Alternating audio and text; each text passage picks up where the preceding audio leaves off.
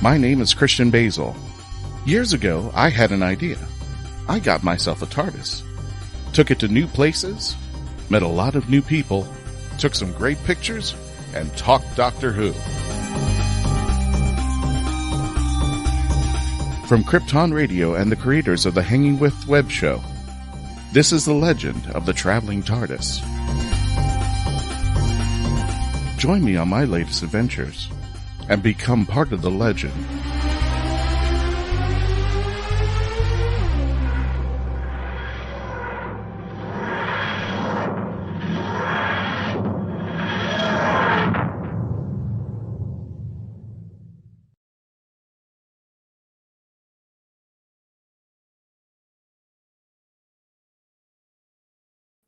I was worried about that. Hello, everybody. Welcome to the Legend of the Traveling TARDIS. My name is Christian Basil. Welcome to the 5th episode of the Flux series, known as Doctor Who Flux. In the series, we're going to be doing a predictions, a reaction party, and we're going to be doing a review right after. Today, we are going to be examining the 5th episode in the series.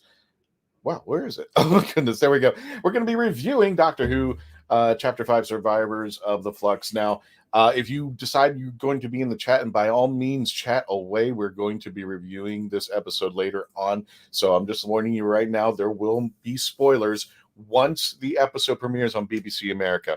And just because I'm by myself, if everybody can give me a comment, just a thumbs up, something that says we can hear you, I truly appreciate that.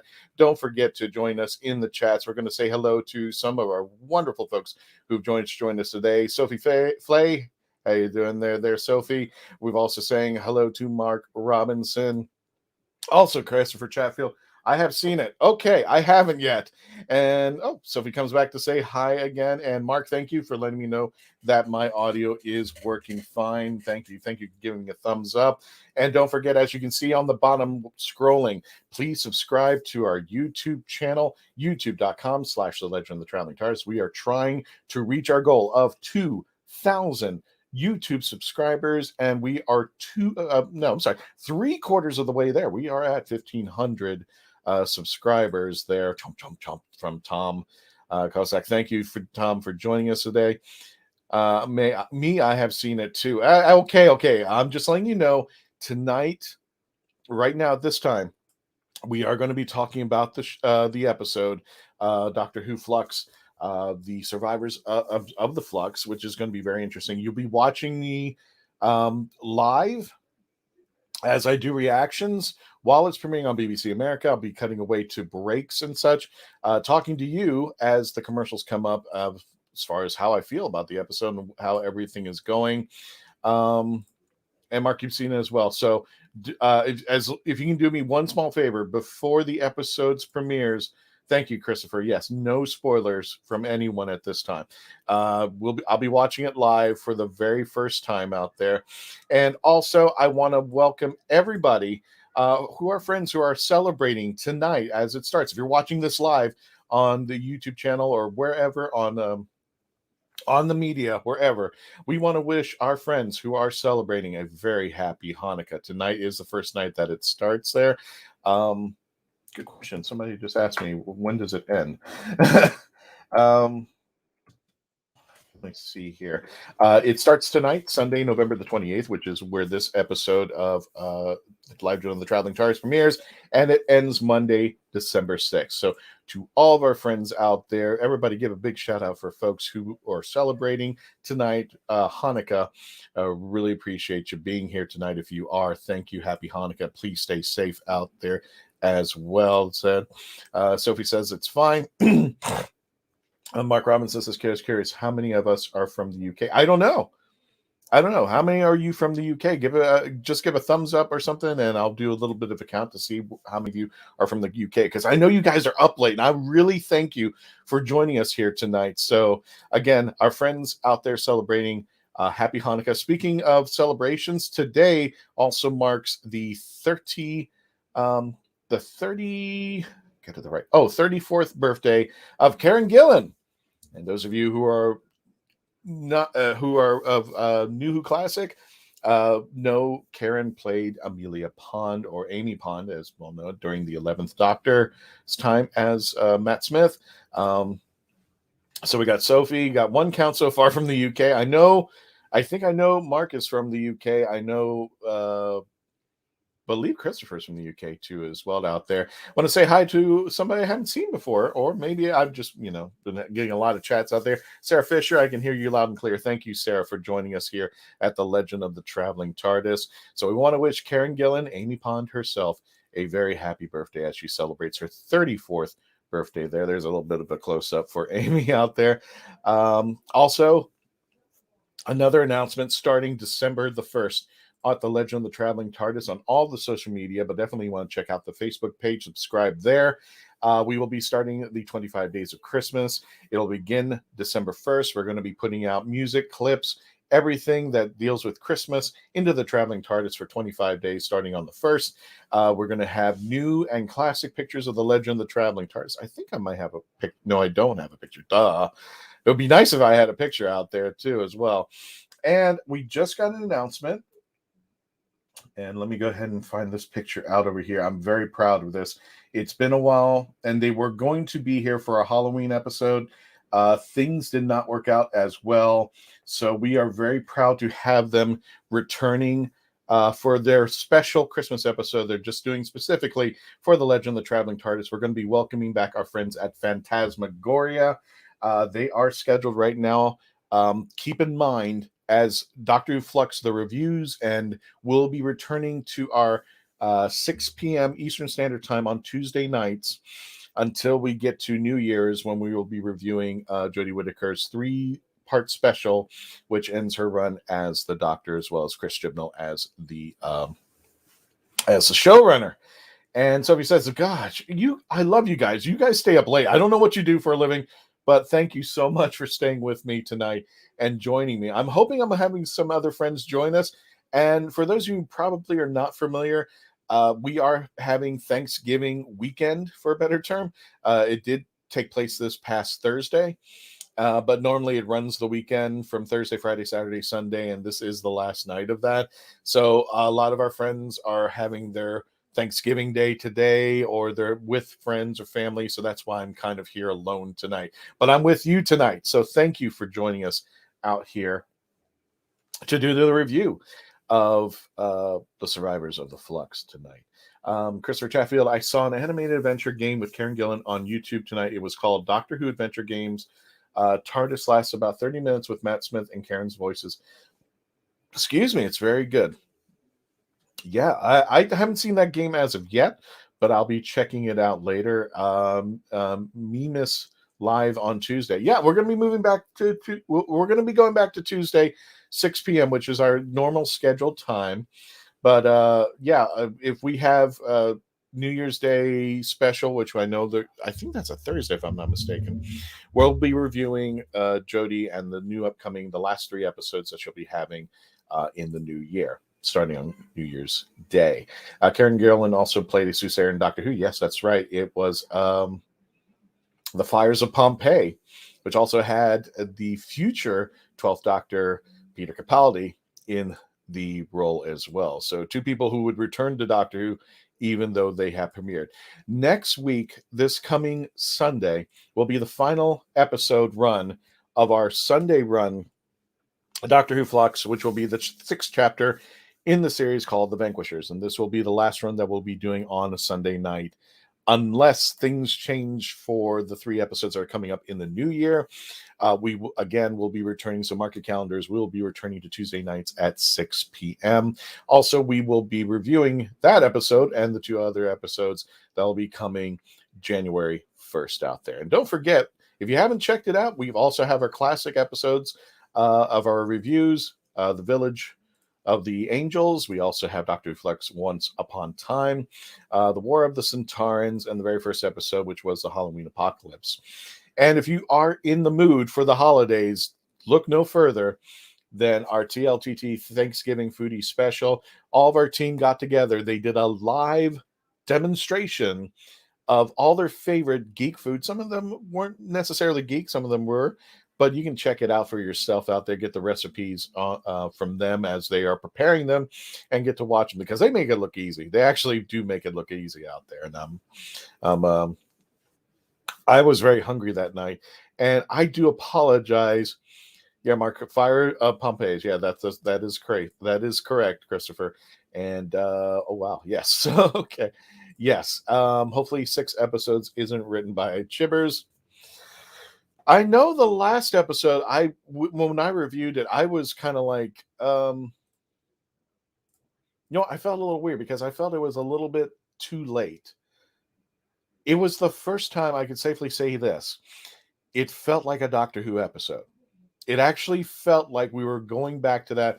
And that's when I questioned whether even Chibnall, because Chris Chibnall co-wrote it. And let me pull this up because I don't know her name. Hang on one second there. Doctor Who. If anybody wants to pull it up in the chats, that's cool as well.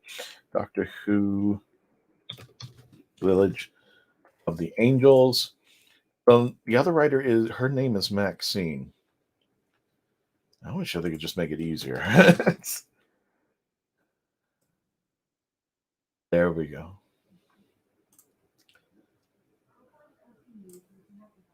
I'm trying to find the writer of this story, and I didn't think it was going to be this hard, so I apologize. But I'm looking right now for the writer. Her name is Maxine something. Maxine Alderton. Maxine Alderton. I think I'm sure somebody probably beat me to it. Yeah, it's Maxine, but it's Maxine Alderton, better known as the person who also wrote the episode that was supposed to be more Frankensteinish, The Haunting of Villa Diodati. The Haunting of Villa Diodati. So she did that episode as well. So that's why I was kind of thinking, this more sounds like Maxine wrote more of this, but you can't prove it unless you were there at the time that she wrote it. So, but I'm like, I don't see Chibs in this.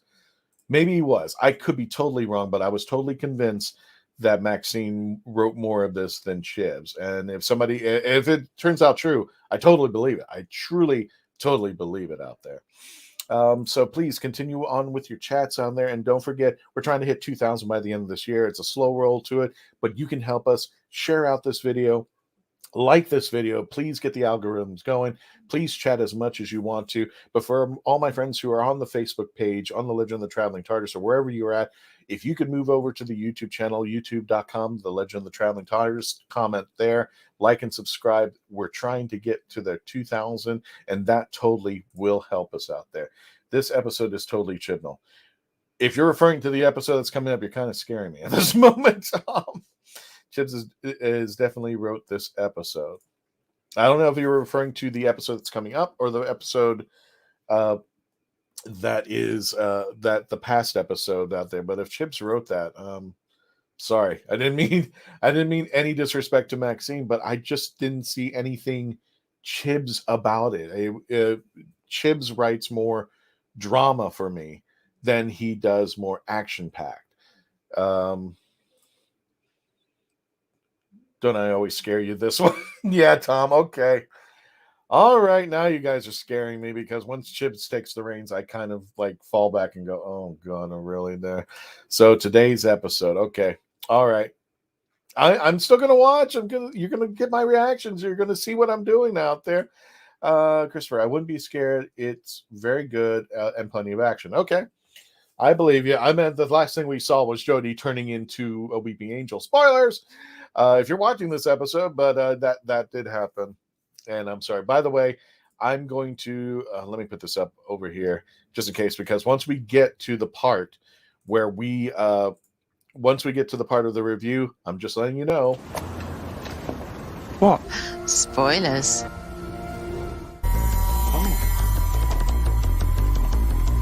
Fantastic. That is fantastic. And meanwhile, I just want to give a shout out to one of our sponsors, just one of our people who really take care of us. We call them Ragin. And if you're watching us on YouTube, if you're watching us on Facebook, if you're watching us on our Twitch and our Twitter channel, which is now simulcasting, from what I understand, we're simulcasting over there. Want to thank our friends over at Ragin.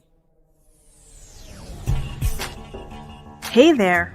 This is Meredith Loughran with Ragin', and I wanted to let you know that we encourage and promote independent creators and their projects through organic interaction, consultations, and more. Visit Nita and me at RaginAVC.com for details and contact information. Hit the button.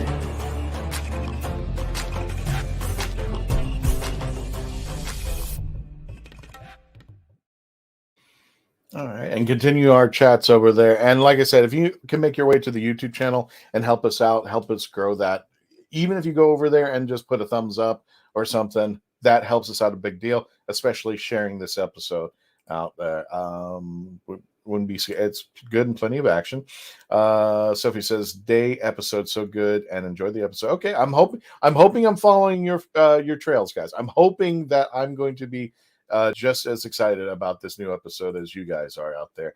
And remember, yes, I know Kate Stewart is going to be involved out there. That's not a spoiler. We've seen her in the trailers. Remember, I'm a big Unit fan, so there you go. I know that. You know what? Let me see if I can. No, let me do this. Let me see if I can pull up the trailer for us. Doctor Who.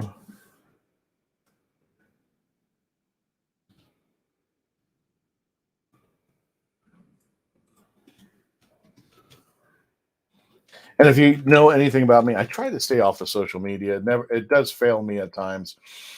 But let's see here. Okay, it looks like this is a trailer.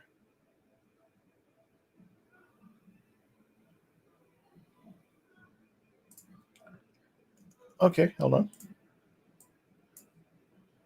Okay, this looks like a trailer. Let me play this for us. Let me see what goes on here. I'm going to share my screen. Pull up. Let's see. It's been a while since I've done this, so sorry there. And this is... Bring that up. Okay, this is the first look trailer at Doctor Who Flux Survivors of the Flux.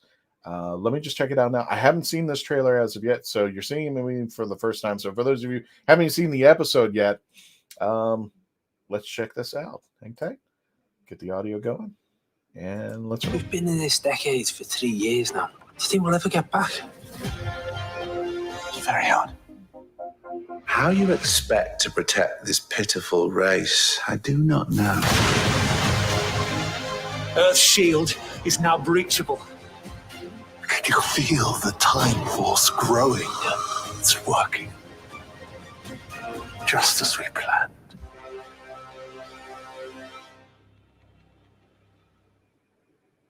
Don't forget to click below and subscribe to the... Okay. So get a little bit more in this trailer out here. I had not seen that trailer as of yet, so that's my first time seeing it with you guys out there. So let's stop sharing that. And it's a big red button this time, okay. And me, little big fan, Doctor Who it. Oh, okay. There we go. Mark says, just make sure it not next week. Okay. And Christopher Chatfield, I will say you need to spot Chibble's classic Doctor Who reference Easter eggs in this one. There are a few. Okay. I'll be on the watch out. I'll be on looking on that. We got T-minus 39 minutes beforehand. I'll tell you what, I'm just going to run to the restroom for a little bit there. Let me go ahead and run some commercials. When we return, please continue your chats. You can continue chatting on. If you haven't, please subscribe to the YouTube channel down below. I'm just going to run some commercials so we can pay for this show. And Rotten Foods, Spokes, shun. Okay. I'll go ahead and run some commercials. When we return, we'll be continuing to go into your chats. We are about 38 minutes away from the premiere. Stand by, please. I'll be right back. See ya.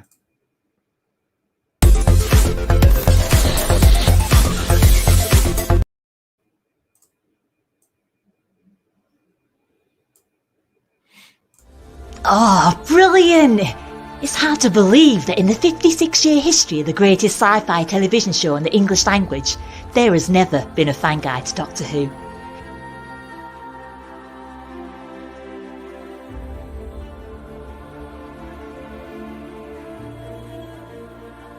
The official books might give you what they think you need to know, but only a guide written by a true fan will give you what you really want to know. Join Whovian, the brilliant Mackenzie Flaw, as she takes you on an intensive journey inside the world of the first female Doctor. In the Binge Watcher's Guide to Doctor Who, Season 11. Right, let's get a shift on.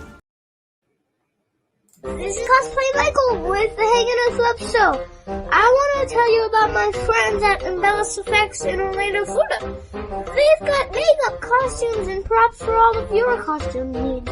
And the team at Embellis Effects is helpful and friendly. Embellis Effects is one of my favorite places, and I know it will be yours too. I'll see you there. Or go to embelliseffects.com. And remember, cosplay is for everyone. Meet the Doctor. I'm the Doctor. But not the one you were expecting. All right, sexy. It's time to go home. Doctor Who Velocity. Streaming now. Jackie Sonnenberg's My Soul to Keep is a ghost story rooted in the realities of actual cults. When 13-year-old Sky Monroe arrives at her new boarding school, all she can think about is death and connecting with the afterlife. Soon she discovers her school's spirituality group, the Guardians of Light, and they have a secret. They can speak with the dead, and the organization is a cult. But this isn't Sky's only problem. The campus house where Sky resides is haunted, and even the ghosts have an agenda. They intend on getting the souls they want. Filled with mystery and intrigue plucked straight from the headlines, author Jackie Sonnenberg's research and attention to detail give this ghost story an even more eerie atmosphere. Find My Soul to Keep on Amazon.com today. And if you're just joining us, welcome to the Legend of the Traveling TARDIS. My name is Christian Basil. My team is taking a break for Thanksgiving Day weekend, and so happy that you'd be joining me here tonight. We will be reviewing. Let me get that banner up there. We're going to be reviewing. Well, actually, we're going to be doing predictions, reviewing, and then, well, wow, I couldn't get that all wrong. Sorry, you guys. That's why I need Melanie here, because she keeps me straight. We're going to be doing predictions. Then I'm going to be doing a reaction party, which basically will be me sitting here watching the episode live while it premieres on BBC America. I'll be taking breaks in between during the commercials, letting you know where I am, because I know some of you actually watch while I'm watching to see where I'm at and see how my reaction is going out there. So, and then we're going to be doing a review. Usually that lasts between half an hour to an hour. And some of you have already told me you've already seen the episode. So I'm going to be very interested on how everything is going on for tonight's episode out there. Okay, Mark said he didn't like tonight's episode. That's fine. That's fine then. Cool. I'll be here long. Okay, Tom, thank you. And you don't need a team. You have us like you did last week. You know what? I love all you guys. I really thank you for supporting me and what we do here. I'd like to say that I don't need a team. And yeah, last week there were a couple people who were interested in coming onto the show, and then they said no at the last minute. And then this weekend, I kind of knew I was going to be by myself because of the holiday, and I felt bad. It's kind of strange. This is just asking friends. And it's a holiday, and it's just like, yeah, can you guys help me out with something? I know it's a 4-day weekend for you, but can you at least in this particular moment help me out there? So yes, little yes. And tonight, yes, Sophie. I'm just glad you guys are here to enjoy the episode, and there's some of you coming up over here. And let me see here. I think I had some more announcements coming up. Oh yes. I'm sorry I don't have any pictures of it, but let me do this. First of all, for those of you who I mentioned earlier, I just want to announce this again because this is really cool. On the 21st of December at 6 p.m. Eastern Standard Time, as we return back to to our normal schedule, this will be the premiere of our friends over at Phantasmagoria. They're going to be coming back to do a Christmas special specifically just for the Legend of the Traveling TARDIS, and I am very excited about what they're going to come up with. And I was thinking about we're going to be doing an episode coming up. I don't know when it is, but if you guys want to entertain it a little bit while we're here, what we'll be doing is, let me tell you about the episode. For the longest time, I've been nagging Nick Briggs. By the way, for those of you who may not be familiar, yesterday we got word from the Big Finish Twitter site. Nicholas Briggs unfortunately did get COVID-19. From what I'm hearing, he's doing well. He's recovering, and we all wish him the best on a speedy recovery to come back and get back to work at Big Finish out there. But unfortunately, sadly, Nick did succumb to COVID-19. I haven't heard any updates, but I haven't heard anything negative. So I'm hoping he's doing okay out there. So we want to wish Nick Briggs. For those of you who are not familiar with Nick Briggs, he currently does all basically the voices of the monsters in current Who right now. And he is one of the heads of Big Finish. Gosh, I forgot what his title was, and he's going to kick me for that. But he does a lot of the audios for Big Finish. He sometimes does the acting, sometimes he does the writing. But I can try to see if I can find a picture in here a little bit. Mark, we are your fan of the Legend of the Traveling TARDIS. Yeah, you all are. You definitely all are. I appreciate you coming out here. Sophie says, oh, yes. So I'm happy to have the Traveling TARDIS family here tonight. I wish I could celebrate with all my other family who are on the panel of the Legend of the Traveling TARDIS, but I understand they have family. They need to take care of things at home. And 2021, I got to admit, it's been a rough year, a very rough year. I've never nothing about 2020, but 2021 for a lot of my friends out there, for a lot of people that I know, it's just been a rough year. And I'm hoping for everybody, especially all my family here, when we get through this holiday season, that 2022 is going to be the year that everything changes, that everything gets better, and that, we can actually go out and do things in the proper way. Speaking of proper way, I don't have any photos of this, so let me go ahead and just make the announcement. And you're going to see this popping up in the Legend of the Traveling TARDIS. If you're in the Central Florida area, January 15th, we're going to actually have two conventions back to back in the new year in January. First off, January 15th through the 16th, we will be at Central Florida Comic-Con. Let me see if I can pull up something on them.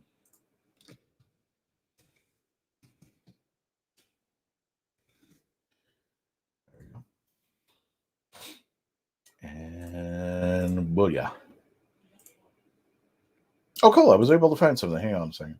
I'll go ahead and bring that up.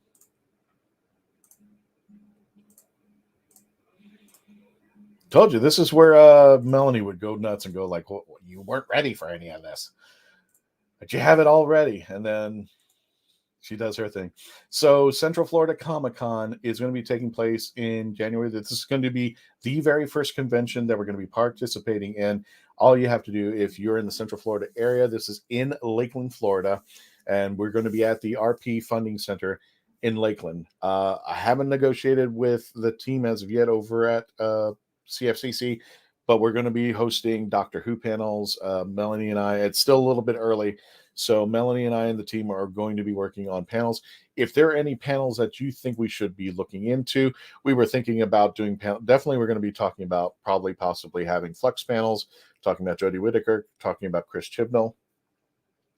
But if you want to throw some ideas in the chat of where we can talk about, or some ideas of panels that we could be hosting when we get out there, please let us know. But this is going to be the first convention that we're going to be attending.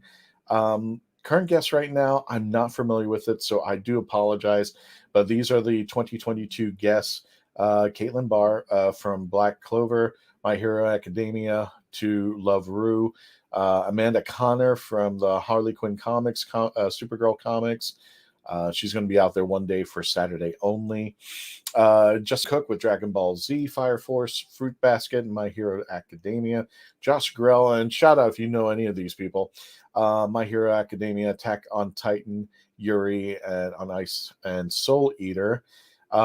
George Lowe, most of you know him as the voice of Space Ghost. He's also done Robot Chicken, The Brack Show. Aqua Teen Hunger Force with Carrie Means. Jason Narvey from the Power Rangers, Emily Neves from My Hero Academia, and so on. Aaron Reynolds from Effin' Birds. We also have Jim Palmiotti. I get these names wrong. I'm sorry. None of these are going to be Doctor Who. So the Legend of the Traveling TARDIS team is going to be representing Doctor Who out there all that weekend. Lindsay Sedell. Dana Snyder, who's also from Aqua Teen Hunger Force. I've seen him before out there. I think he lives in Florida. Catherine Sutherland from Power Rangers, and Alexis Tipton from My Hero Academia, as well as Dragon Ball Z. So if you're familiar with these guests, Unky George, yes. Unky George out there. So we are going to be going out there. That will be a first convention, which will be taking place in the middle of July. And let me see if I can pull up the other convention.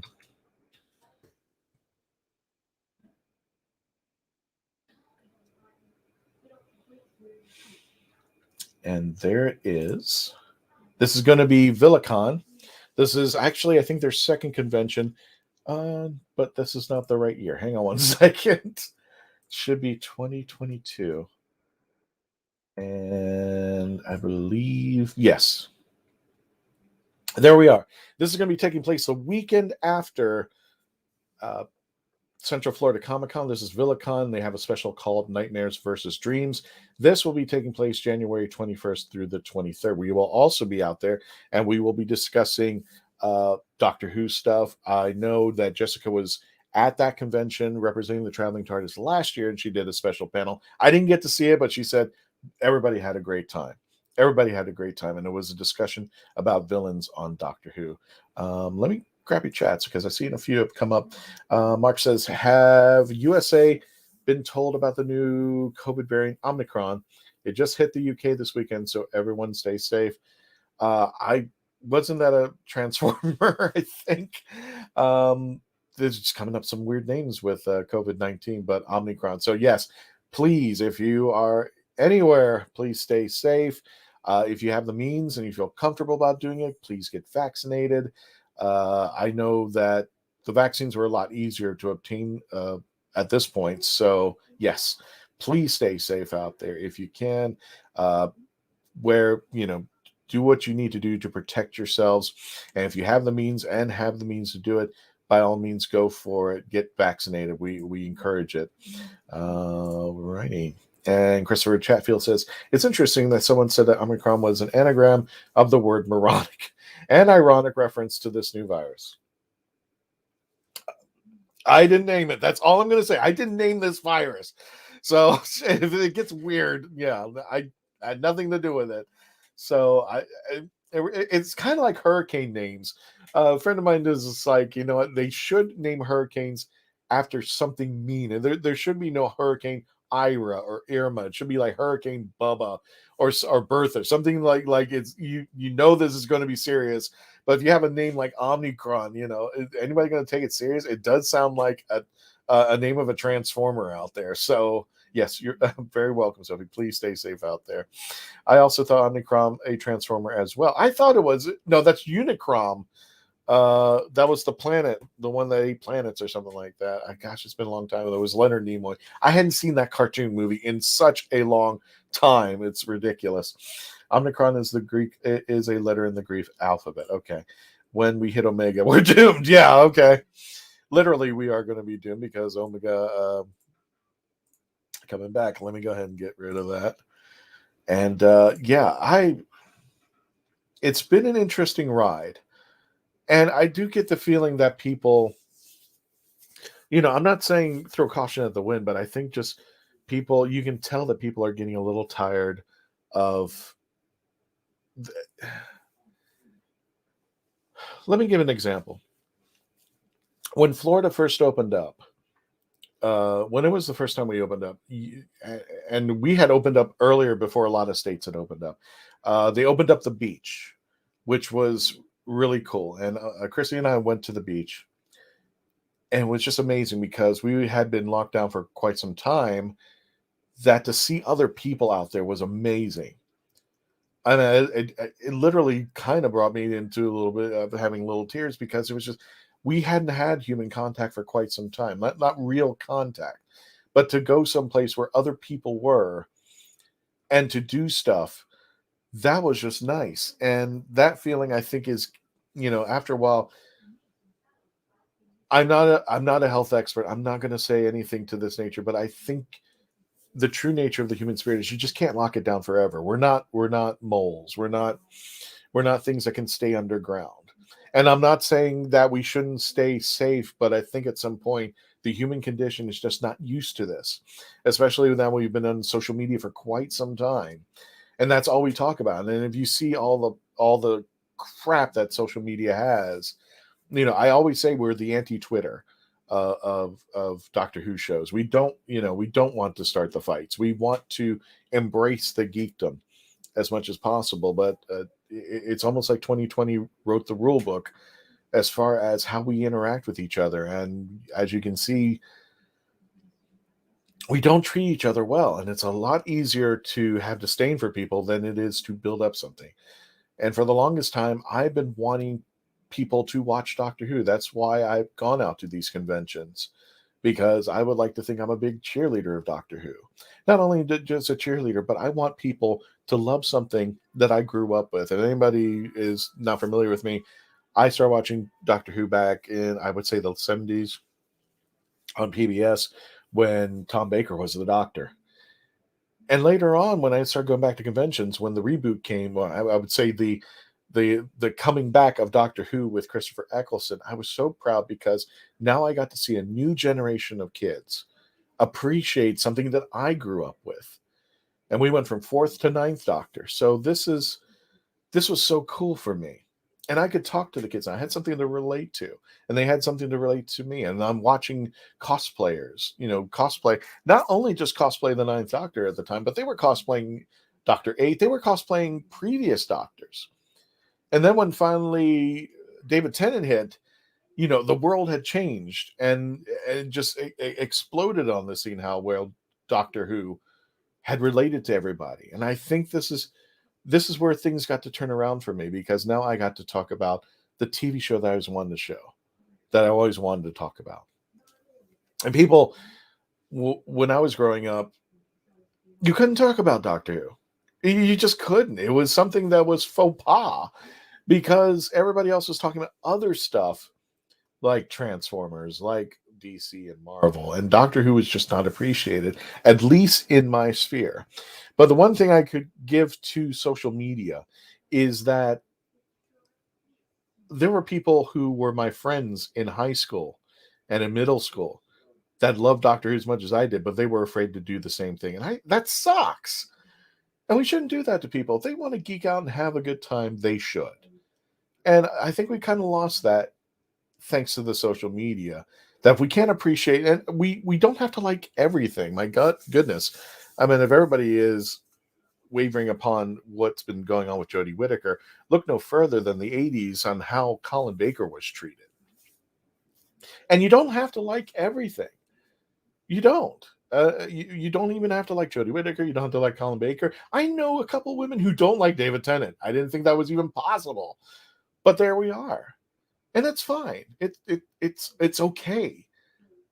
But the thing is, when I started talking to people about Doctor Who, I wanted them to have the love that I did. Now, we can't all have the same love, because nobody likes everything the same way. Otherwise, it's going to get boring. Some people like different Doctors. Some people have different favorite Doctors. But I think the most important part is everything connects to Doctor Who for us. They're all the same alien.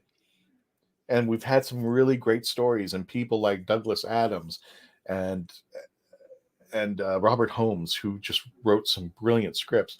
And not only that, but even today, Russell T Davies and Stephen Moffat have brought out some brilliant stuff. And I loved it because that's where I could see. I'm hoping that Doctor Who outlives me. I'm hoping that when I'm in my wheelchair, my electric wheelchair, looking like Davros, my 100-year-old, cosplaying Davros and going around kids, and I'm hoping that the next generation will see Doctor number 23, David Tennant III, playing the Doctor. And that would be cool. That was just me. That's my love for this show, and not only that, for the love of the people out there.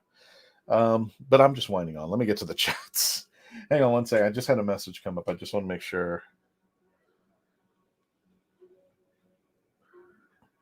Oh, I'm sorry. I was hoping one of my teammates would join us, but it wasn't that. I apologize. Yes, Orson Welles was Unicron. I love that. How you can get Orson Welles into a movie cartoon about Transformers. I thought that was awesome out there. Christopher Chatfield, can I just say, Christian, keep your eyes and especially your ears open for those classic Doctor Who references in the show tonight. I had to play back the episode to catch one. Oh, okay. I'll be trying to. I'm hoping I can do it. Sophie, yeah, true. Yeah, I'm hoping so. I hope by October 2022, you and the rest of the team can come gather to buy Sons of Scar. I would love to. I'm hoping as things open up, we can expand our horizons. But also financially, we're just kind of stuck here in the Southeast states, but we're working with Fan Expo right now to see if we can expand our horizons to move out a little bit more southeast into the United States. And if you can find somebody who will bring us over, I'll be more than happy to bring this metal box over, which is not here right now. Melanie still has the box. I'm hoping I can get it next week. But she took it to Fan Expo Dallas in Colorado, and she had a great time. And you can actually see some photos at the Facebook.com, the legend, the Traveling TARDIS there. In the 70s, me too. You were an outcast at school if you were a Doctor fan. That's why I love the high profile interest now. Yeah. For those of you who grew up during my time, just imagine if you cosplayed Doctor Who and people were making fun of you. I mean, I actually, for Halloween one year, dressed up as Doctor Who, and just people were just giving me stares. It's just like, really? And I made up my own costume. I had an old robe, I had a scarf, and I had a hat, and I just threw those together, and that was my Doctor Who. Home from work, yeah, having a good time tonight? Yes, I am actually. Dan, you're here. And all my my Whovian friends are here too, joining in, so welcome there. We're going to be, if you're not familiar, again, let me go ahead and give you the background of what we're going to be doing tonight. This show is going to come in 3 parts. First of all, we're doing predictions. I should say more discussions and predictions. The second part of this, I will be watching the show on BBC America in real time. You can join me up. I will occasionally say where I am because I know some of you out there are watching at the same time I'm watching and want to keep up with my reactions as far as what's going on. So, I'll let you know during the commercials and give you my take on this of things as well. And then, depending upon how tired I am tonight, if anybody shows up, I will be doing a review. Normally, there are reviews have been taking about half an hour to an hour. So that's how we're going to be doing this tonight there. And Dan, I appreciate you coming out tonight with everybody else, like Doctor Who, David Tennant, and Jodie Whittaker. Okay. No, it's fine. It is what it is, Sophie. I mean, when you see the kids growing up and they now have a love for Doctor Who, and it doesn't phase anything, and they're not going to be intimidated or told mean because people now know what the show is, or at least right now. I kind of thinking the more I've gone out recently since the pandemic, the more people don't know this show now. Because I actually walked around with the sonic screwdriver and nobody even knew what it was. So I was like, wow. And I don't have it with me. It's in the backpack, but it's the 12th Doctor Sonic, the blue one. It's my favorite of all the Sonics right now. I think it's the coolest. Mark, I am 44 years old, and I know exactly what you mean. Being a geek in the 70s and 80s wasn't cool, but was classified as pop culture. It is what it is. And like I said, I don't I have my favorites and I have my not so favorites. One of the things that we had discussed on the show was, what do you consider a fan? And what is considered a Whovian? At one point, who makes that determination of who a Whovian is? Can you read one book of Doctor Who? Let's say it's a Third Doctor book. It's one book. You know nothing. You like absolutely nothing else but this one book that you read. Does that make you a Whovian? Or does the fact that you only like one Doctor, does that make you a Whovian? The fact that you only like one story of some kind in an episode, does that make you a Whovian? And we had this discussion in our first year when we premiered. And who makes you a Whovian? I think was the episode was called. And the consensus we come from is, you say you're the Whovian. It's not for me to determine. I don't label you Whovian. The onus is on you. If you like something about Doctor Who, and it may not be something I like, but if you like it, you're Whovian. Fair and square. Now, there are different measures and experience of Whovian. I mean, there's people who far have more knowledge of Doctor Who than I do, who've read every magazine, who are getting the Doctor Who magazine, read every comic, seen every story, read every book, watched all the specials and all the spin-offs and everything. And I would say on a scale of 1 to 10 against those people, I'm probably a 7 or 8. I haven't read all the comics and all that, but I've seen the shows. I've read some of the comics. I've read some of the books, and I read a lot. Big Finish. But do you like one episode of Big Finish? Does that make you a Whovian? And yes, I say yes. If you say you're a Whovian, but I think it gets down to where the brass tacks is. What kind of experience do you have? Because if you have more knowledge of Doctor Who, if you've met the actors or the celebrities, I think that puts you on a different plateau. If you've if you read the comic books or listened to every single Big Finish audio, God knows that's an expensive endeavor, but good luck to you if you do that. I think there is a knowledge and an experience that people have that qualifies them to have. Somebody had asked me about the character of the Doctor. I actually said at one point, I think Joe Martin is a better Doctor than Jodie Whittaker. And somebody had challenged me on that and said, well, what makes you say that? And I said, I think it's safe for me to say 30 years of character experience watching Doctor Who from Tom Baker on until today, and watching some of the classic Who and understanding what the character, in my interpretation. But that's neither here nor there. There's people who probably like Jodie better than Joe. And that's okay too. But that's to my understanding. And I'm not going to have the same experiences as somebody else. Somebody else is going to have a different experience from what they see from Doctor Who. I'm not going to have the same experience as somebody who's just coming in and watching Jodie Whittaker. But also, I'm not going to have the same experience as somebody who started from the very beginning with William Hartnell up until now. And we're going to all have different takes. But I think the important part is to be a true geek and Whovian is to recognize that those are different takes that are going to happen, and working together and having a discussion. Just having a discussion, having a talk. That's why we have these panels. So that we can have the discussion open and freely without any negative.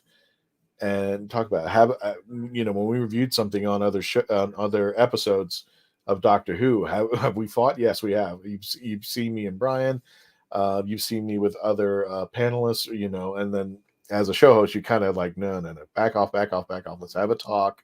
Let's not take it personal. We're all Whovians and we all have to work together. I just don't think that's a formula for just geekdom. That should be a formula for life, for everything that we do. We have to recognize and acknowledge that people have different experiences and knowledge and beliefs. And if we can work together, I think, to find the common ground, I think that makes it just a better society altogether. So, you know what? I might show these if I have time. Do I have time?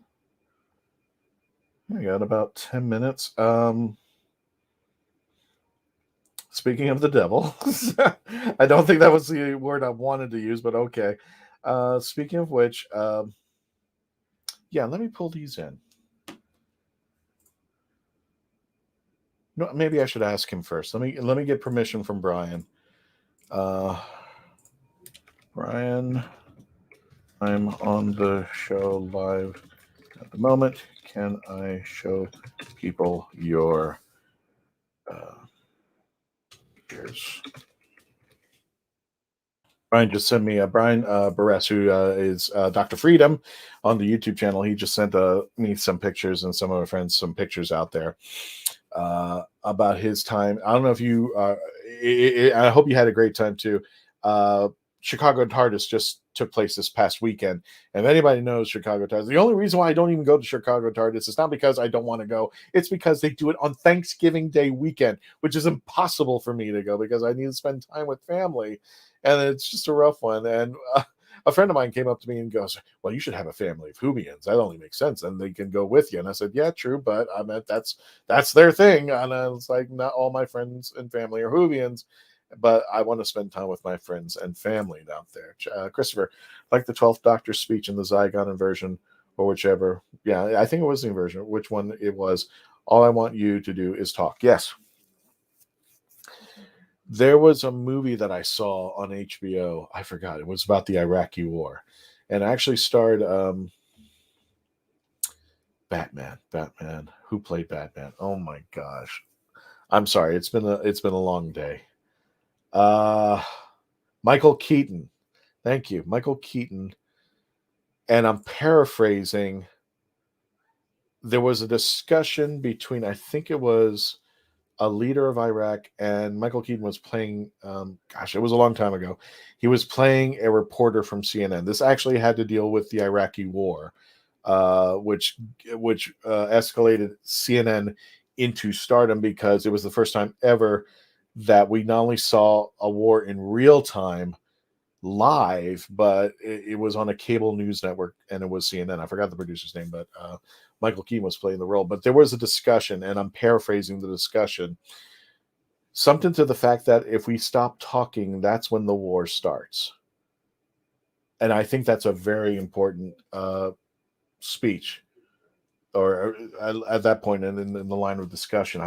Maybe I can find the show you the clip later if I can, but I'm paraphrasing the line between the two gentlemen. It was something to the fact that once we stop talking, that's when everybody starts shooting.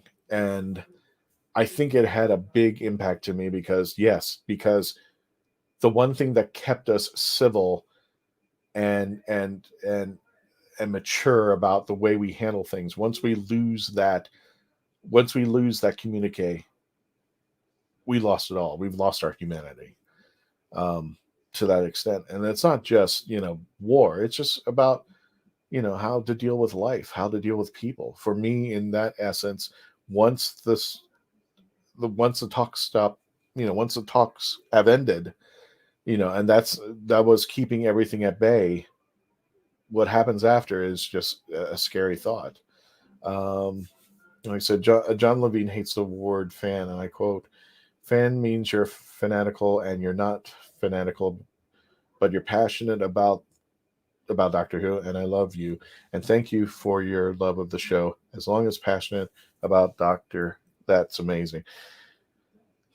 I have to disagree with John Levine. I meant, it's fanatical. I mean, you can be fanatical about something. I think that endures a passion. I'm not against it, but I think if you're a fan, you have a commitment, in some cases, body and soul and mind, to something of a passion that you love. It doesn't necessarily even have to be a TV show. It could be something about crafting. It could be about cosplaying.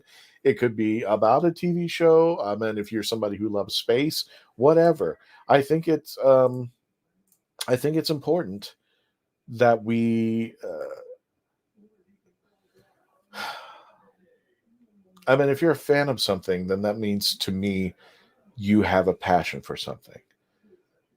In my mind, if anybody has a contradiction to it, that's fine. If anybody wants to bring it up there into the chat, that to me is.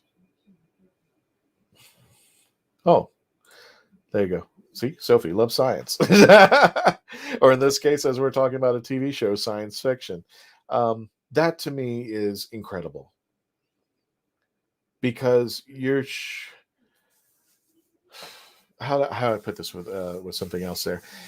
When it comes to being fans of a sporting event, let's just say I'm just throwing this out there: 49ers versus Dolphins. You have people who are fans of the Dolphins and fans of the other team, the 49ers. But their fandom separates them, even though they have a passion for the team. I'm pleased. I apologize if I sound like I'm just messing this up, and I've got a few minutes before the show premiere, so I'm keeping an eye on that.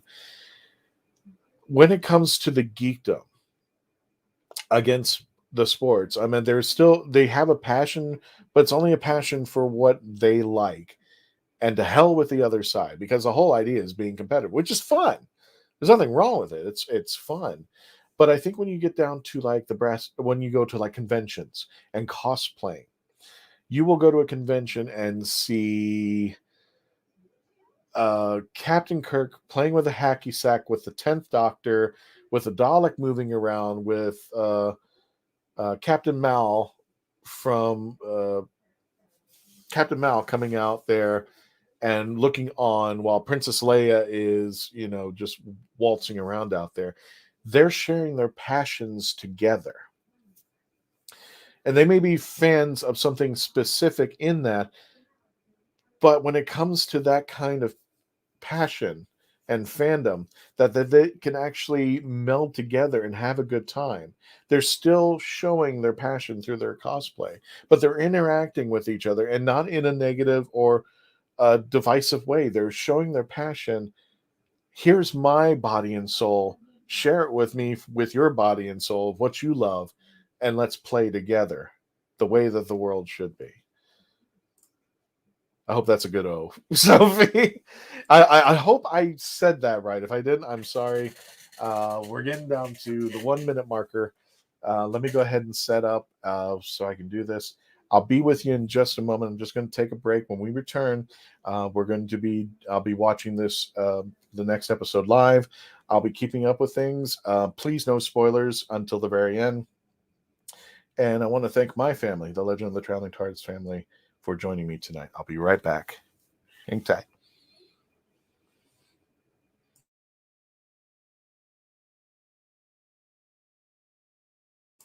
I really don't know what that is. It's kind of scary. So let me see if I can change that.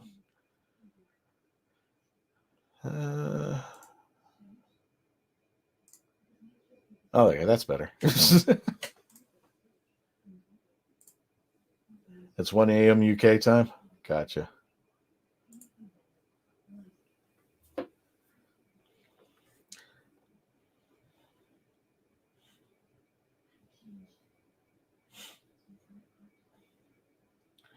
Right, here it is. I am watching the show live. Hang on, let me get my camera back up. Let me get that banner down. Oh, well, that's a little bit...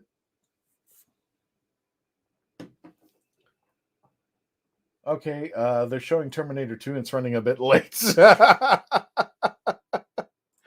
Nice.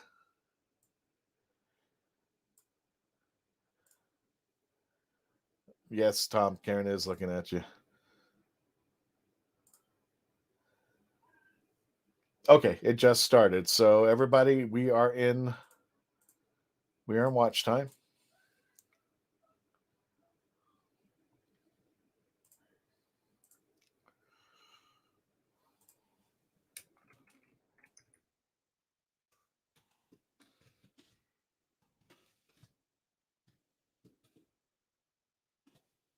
So spoilers ahead, team. Here we go. Survivors of the Flux. I just saw the intro. And I apologize, but you're going to watch me eat because I hadn't eaten all day. Seriously.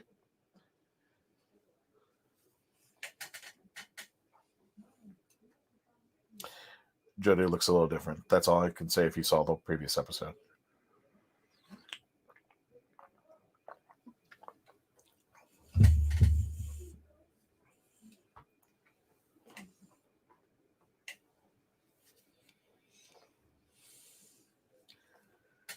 Let's see if I can move this camera over here.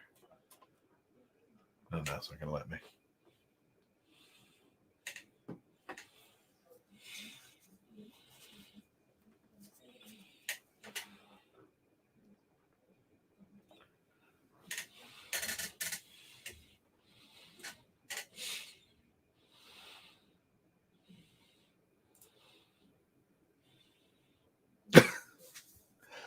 Not implying anything.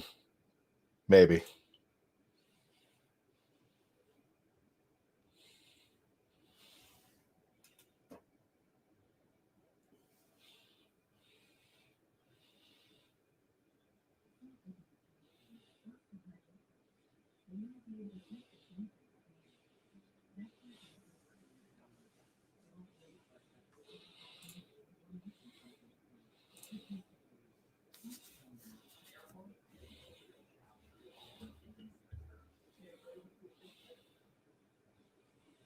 Thanks, Mark. Mark's going to be rewatching on iPlayer, so you can see what I'm seeing out there. I wish I could show you, but I know a lot of people can give me grief about this, which is like, I can't show Doctor Who on this because we would get struck. So I just want to let you know.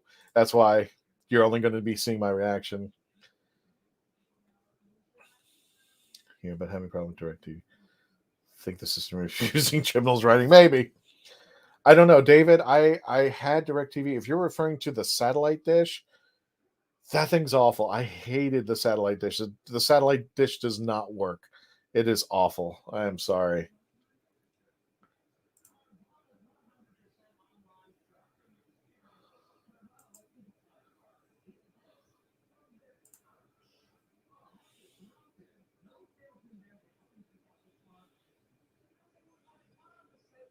Oh.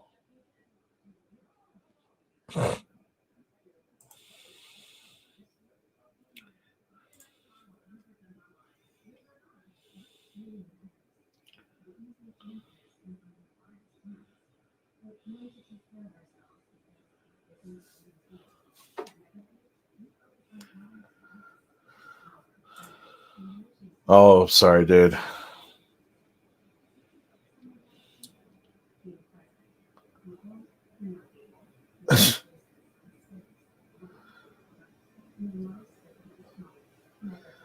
I'm actually happy that a particular person has returned. Has something to do with rope.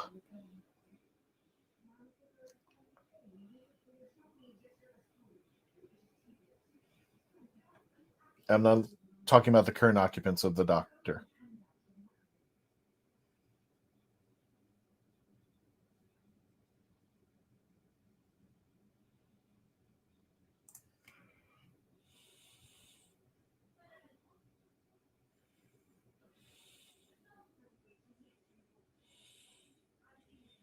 Okay. Hi, Doc.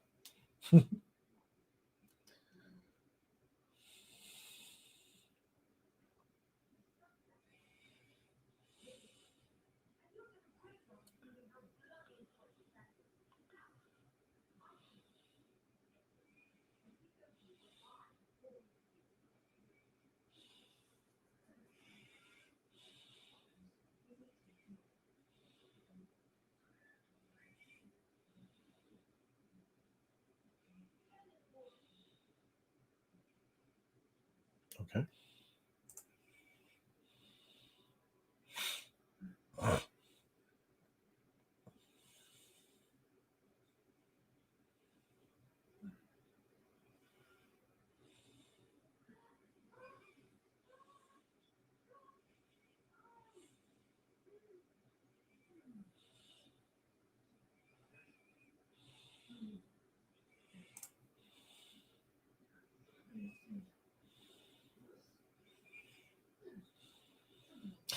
And if you're just joining us, welcome to the Legend of the Traveling TARDIS. We're doing a live chat. You're more than welcome to chat.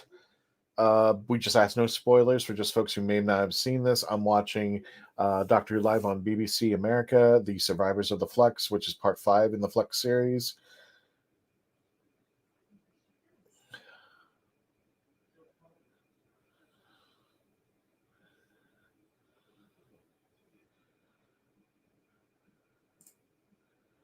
I'll put it in a bad place. I didn't like it.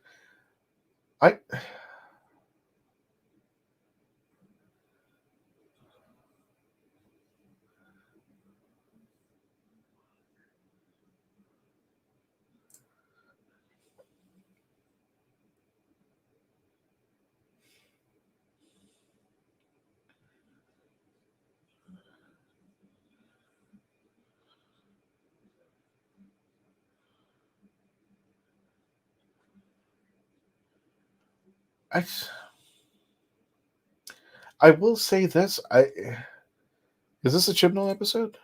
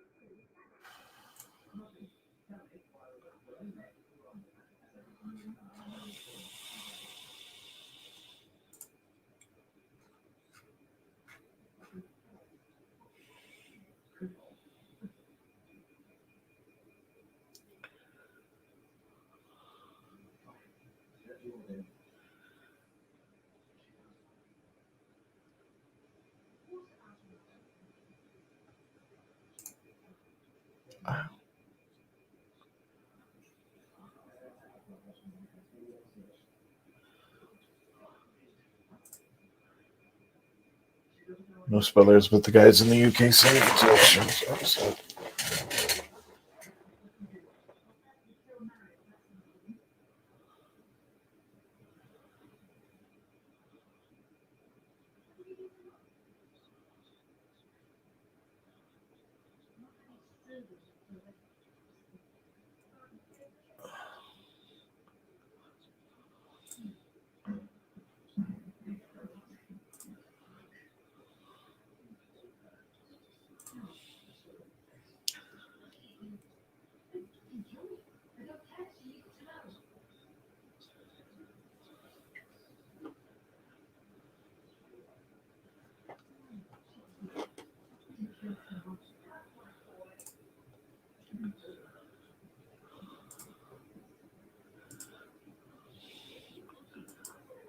Well, by name we know the writer is Chris Chibnall because I've looked it up.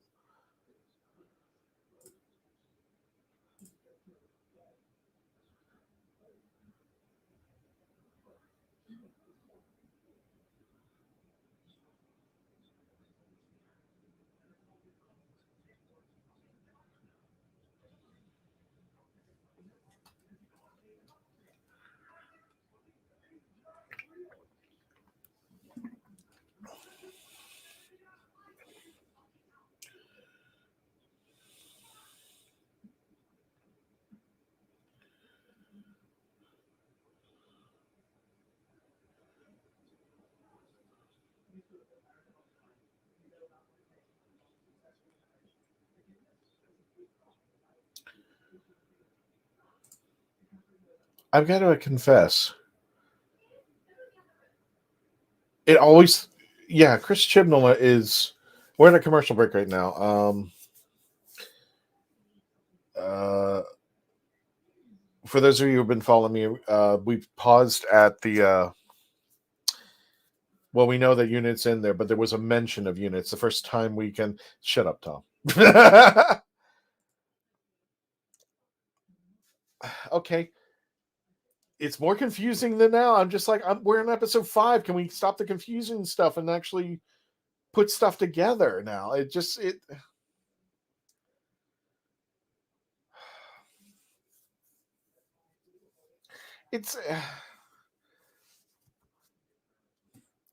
first episode that I mentioned about the Halloween apocalypse. I thought it was really good, but after I looked at it again, I felt like somebody had taken a bunch of movie trailers that were kind of unconnected and started putting them together. There was a little bit of a connection, but that's what it felt like. It just felt like unfinished movie trailers that they just meshed together and made an episode and called it the Halloween Apocalypse.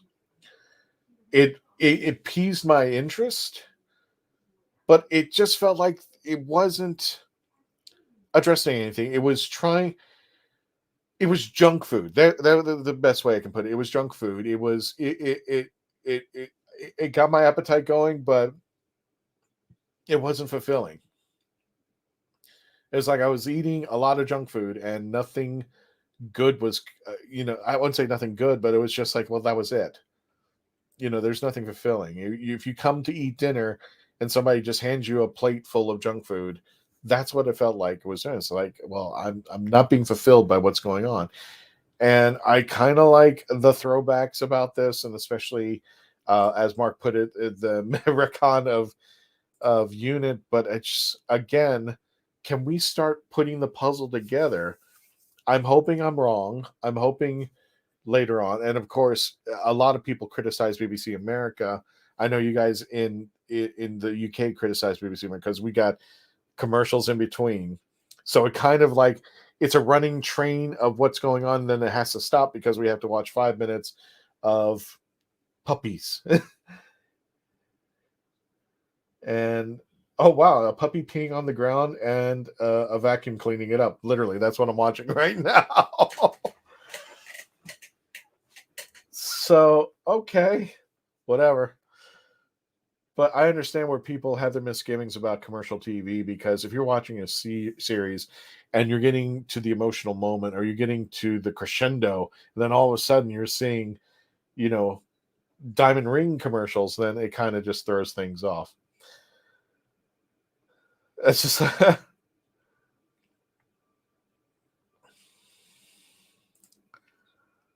I'm sorry. Again, I only had one meal today, so I apologize. I'm eating old turkey sandwich from Thursday. Not old turkey sandwich, but turkey Thanksgiving Day turkey. I should be saying the sandwich. I can't even talk today. I'm sorry. It's been a long day.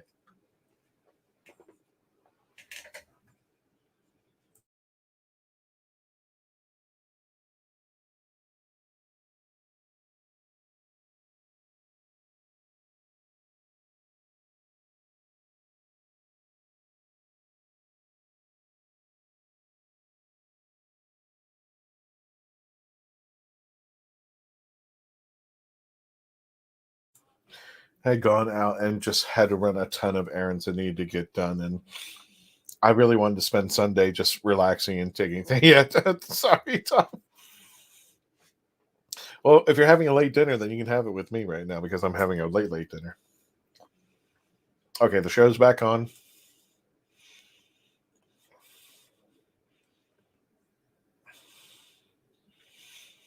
And for those of you who are following with me, Yaz is sitting on a bed.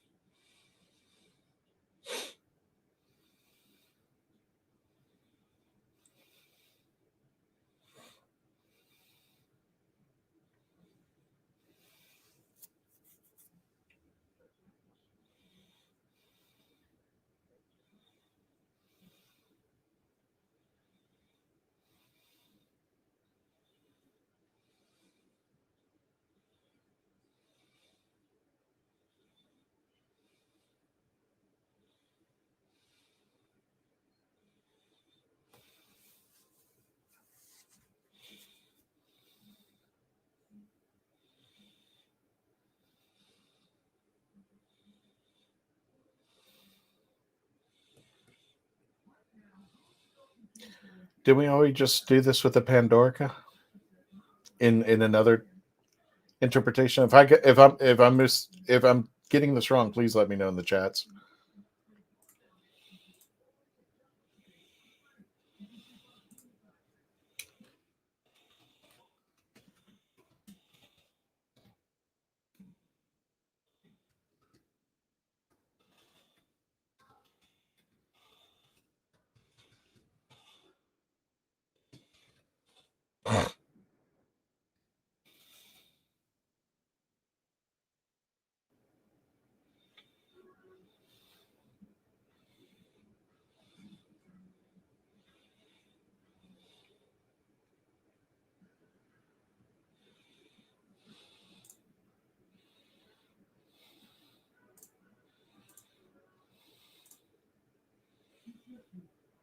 Um,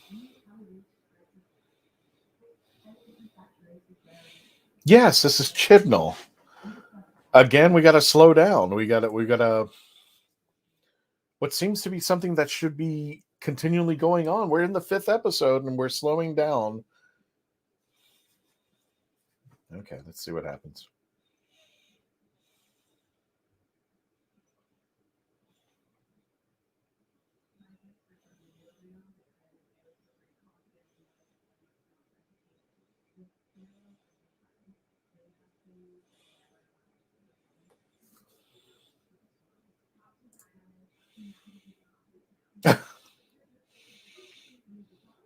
DirecTV is working in the building, in the gym.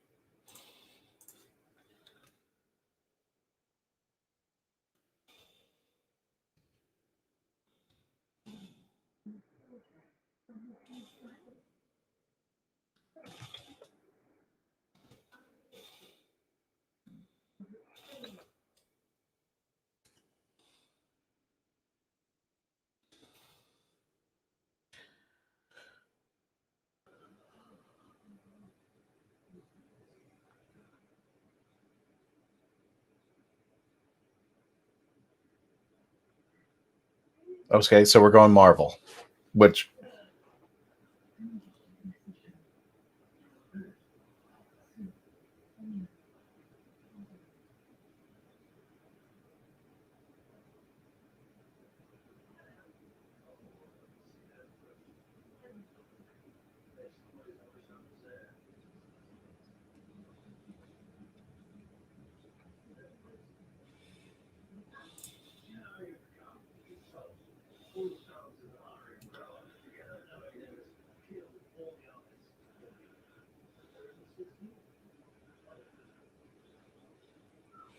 was started by a group, Chunky Gilmore.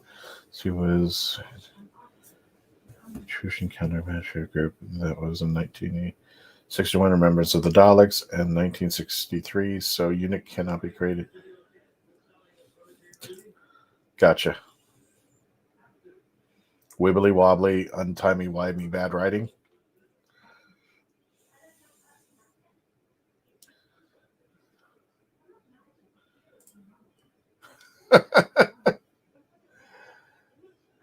There's certain things about this Tom that does give heartburn. The series should be retitled Reflux.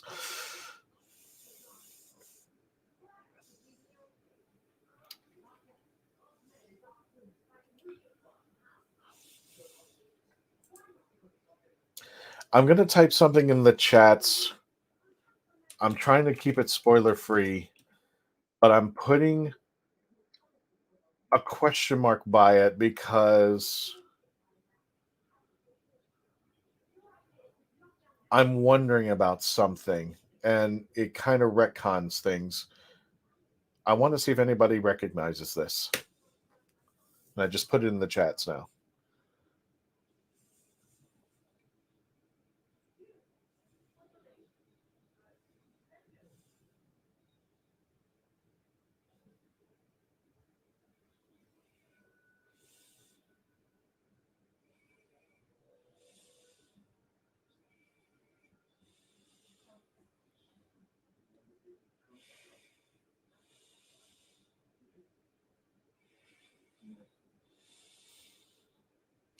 This series is bringing more questions than answers. And that's... You're right, Dan. It is in the 4th Doctor era. But if you're watching this episode, I have to bring it up after what I just heard.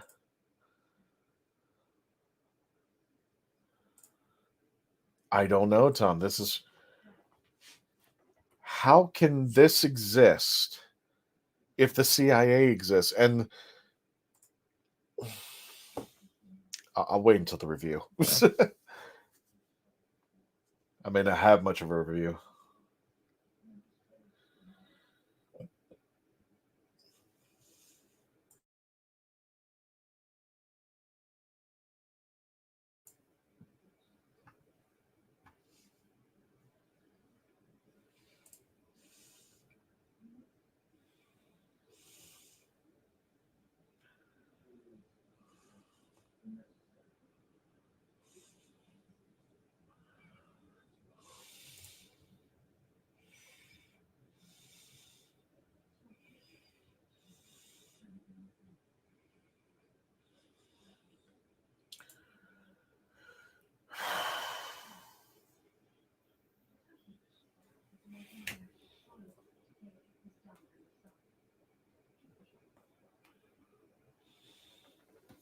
All right, we're in a commercial break. It ended with your power source and your playthings.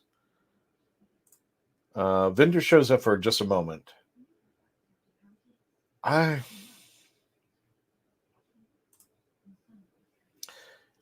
puts it best. Once again, such anxious men find questions but no answers. That's the best thing to tell about. I mean, like, we're in the 5th episode, guys. Where are we going with this? I see that there's something coming together. I like somebody who's now a part of Team TARDIS. I wasn't expecting to come back, but hey, I'm glad that person's there.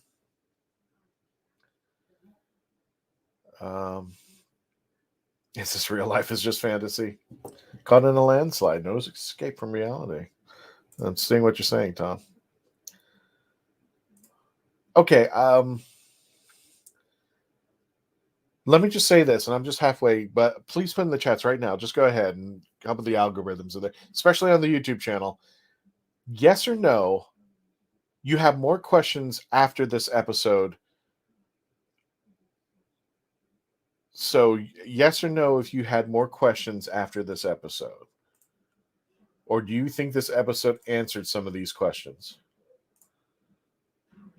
And I want to thank Commando Solo 193. Thank you for following us on Twitch. I appreciate that. Thank you. Really appreciate that. Yep. Albert.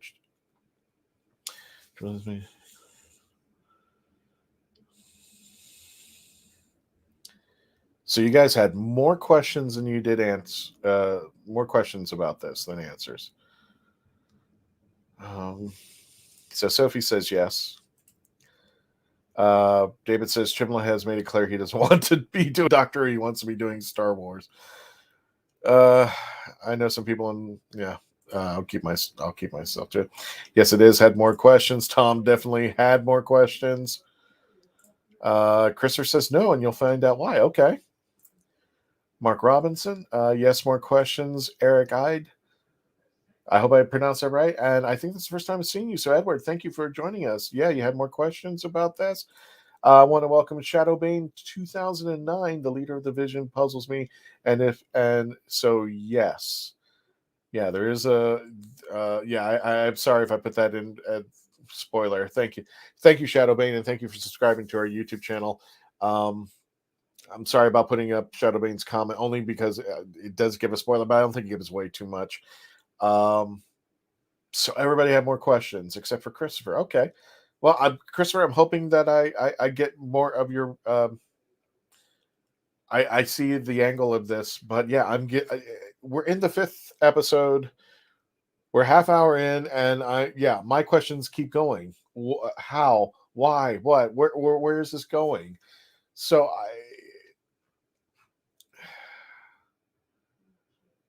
I want to go back to a question that Mark asked. This is Gallifrey. I don't know. Who knows? I meant.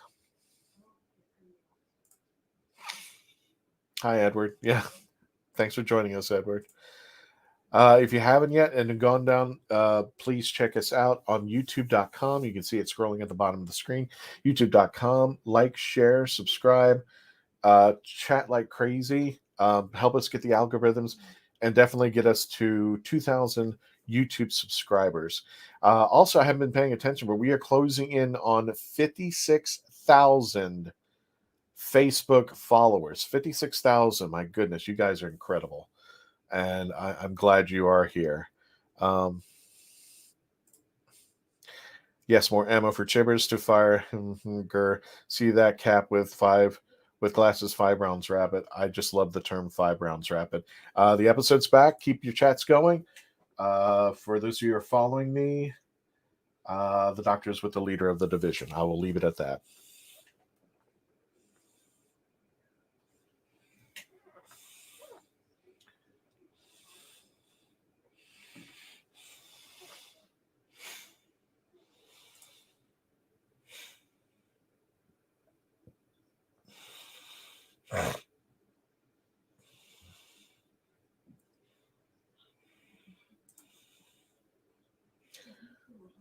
David, I got to agree. There's a lot more shows that are doing the handheld cameras and what I call the Blair Witch effect, which is kind of like shaking.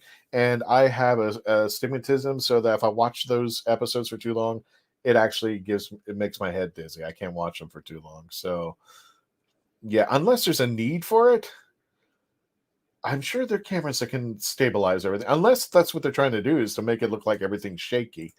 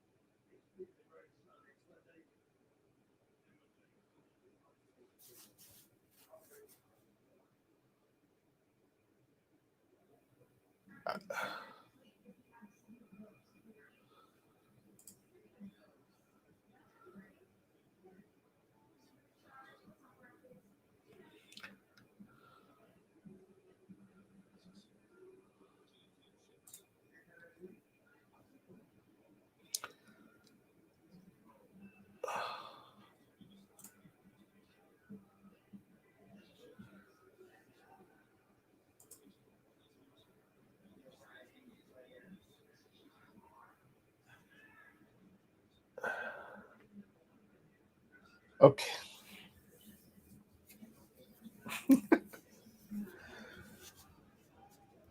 My head hurts.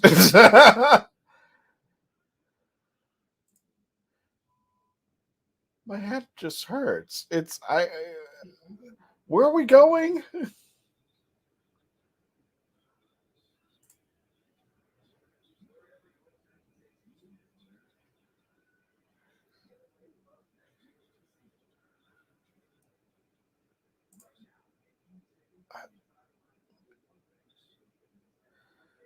I mean, there was a revelation.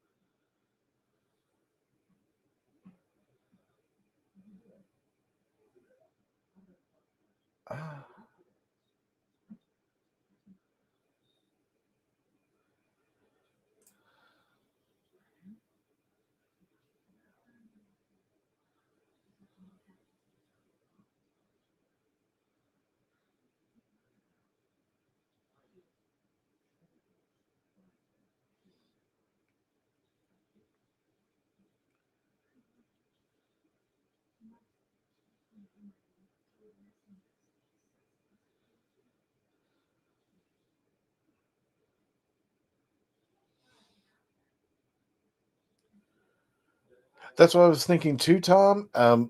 From what he was talking, what Dave was talking about, camera angles and stuff. But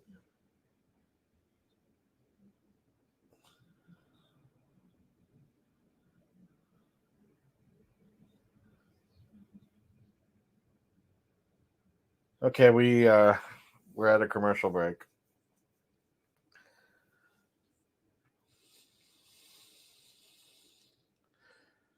Am I stupid? Seriously, I don't. Oh, there you are, Mark. Mark, if you want to come on in, you're more than welcome to. I'm still watching it. We're at a commercial break, and I'll just say that the scene is call a doctor. I'll put it that way. So I'm not giving it to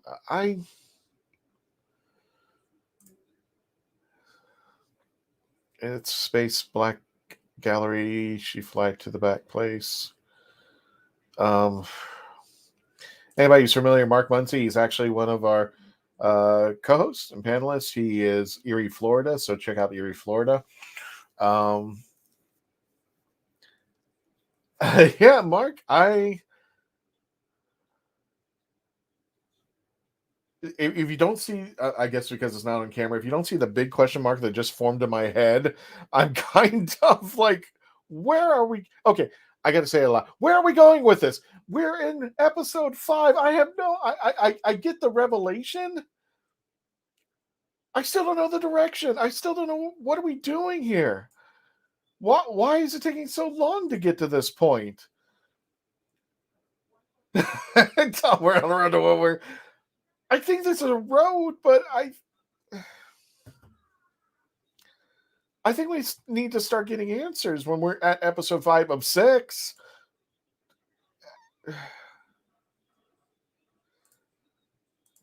Okay, don't blame me. And then, yeah, they're doubling down on the timeless. Yeah, I don't want to get into too many spoilers, but yeah, it is safe to say we are kind of bringing the timeless children back into this. Oh,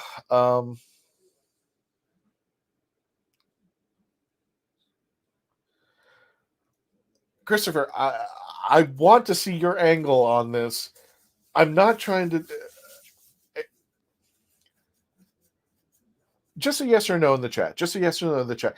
I'm at the part where he says, "You there, call for a doctor," and I thought that was a nice little visual. What's going on? Am I missing something? Please tell me right now. Just say yes or no. Just say yes or no in the chat. Am I missing something? If I'm doing something wrong, am I doing this wrong? I'm like, the mother of Gallifrey speaks. At least they got the rank right this time, unlike Captain Jack and the Empty Child. Let's see here. So, do we have the tattoo on John Pertwee's arm to thank us for this? Edward, yeah, that's actually a good thing. I never.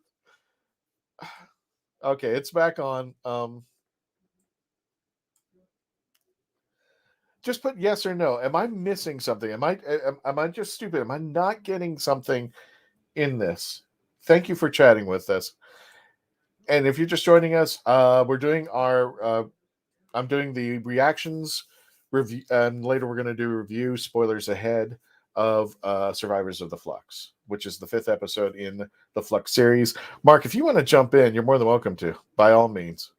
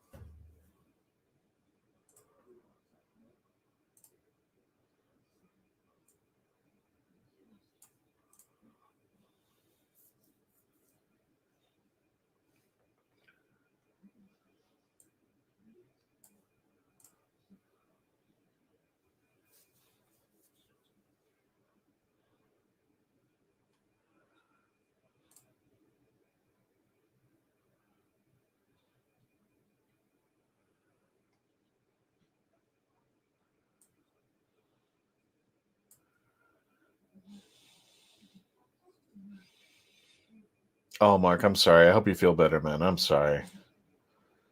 If by some chance you want to jump in and come into the latter part of this and you feel a little better, by all means, I welcome you.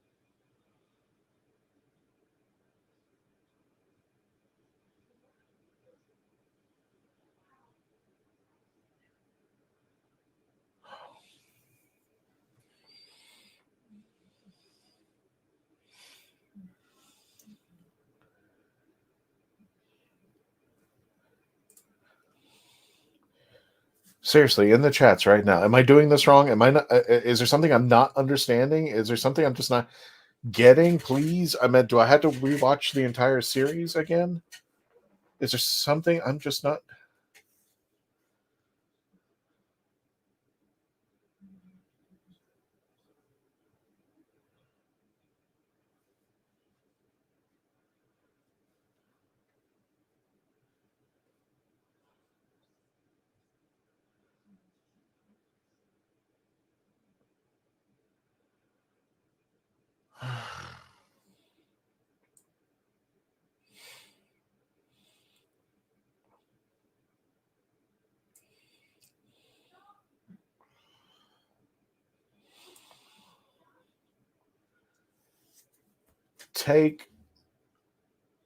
Take a Moffat episode.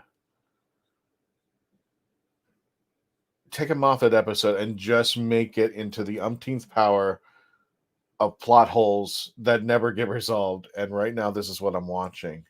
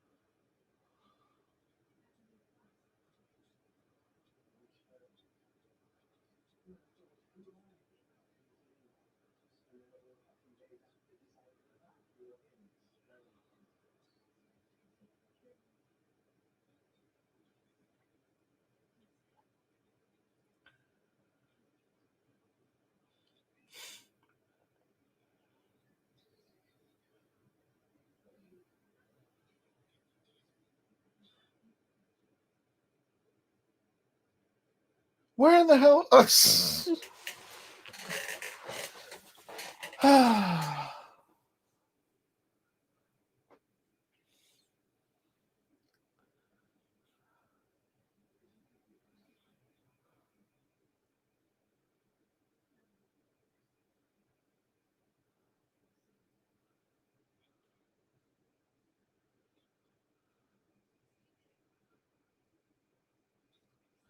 Yes, David. Yes, David. I don't even know why this scene is in here. Why is this in here? Was just a... Let me put David's comment up. Yeah, bad Monty Python. I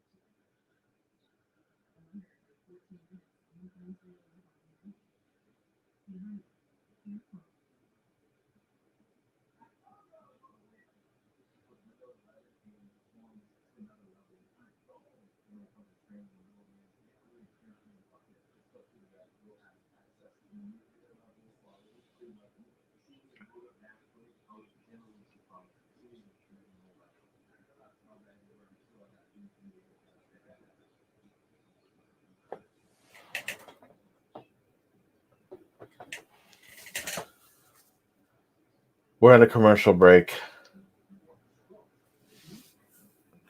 All that for a joke? All that for one joke?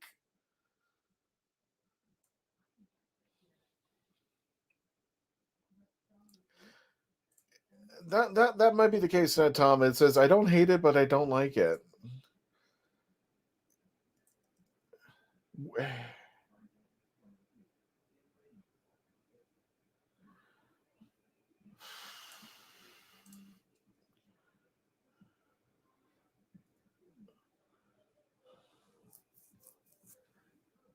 Are we back already? Damn. Well, that was quick. Oh, no. Sorry. No, it's BBC doing a future thing in the episode where they show a clip of something that's coming up in the episode. Yeah, you know where I am, I guess, Mark.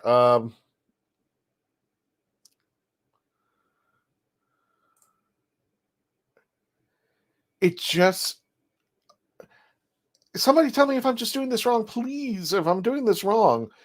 It seemed like they had a whole scene and spent time for one joke, and I was like, it didn't even pay off. I don't... If you remember the scene where the 11th Doctor takes Amy and Rory back to the first written inscription ever in the universe, and he takes him back to see the first written inscription in the universe, and the joke is "Hello, sweetie." If you remember that, I don't remember the episode too well, but it was and it was the running joke that you never answer your phone or something like that. But it seemed like they were taking... If Chibnall wrote this and it was supposed to be this joke, yeah, David, the best way I can put this, it's Bad Monty Python. It's really like if you hear a friend take 5 minutes to describe a joke, tell you the joke, and when you get to the punchline, you're like, oh, that's it? I sat here for 5 minutes listening to this joke, and this is what you came up with? It's cute, but I would expect it better from this, and we're back. For those of you who are keeping track of me and watching with me, Jodie is with an alien. With mommy.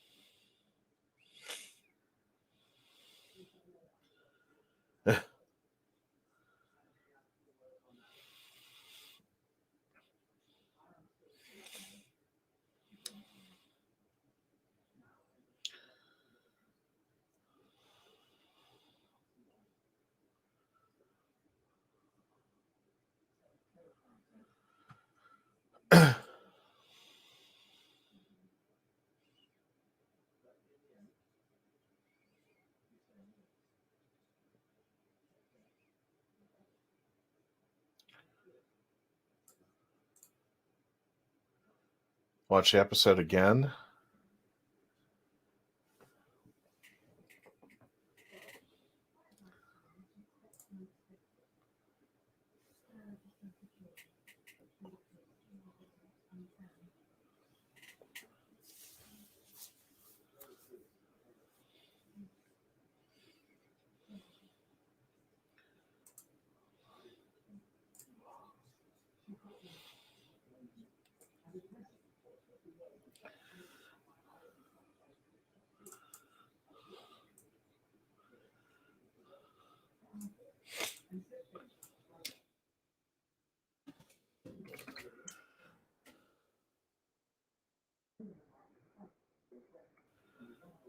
Hey, Mark, if you're watching, I just sent you the link so you can jump in, brother.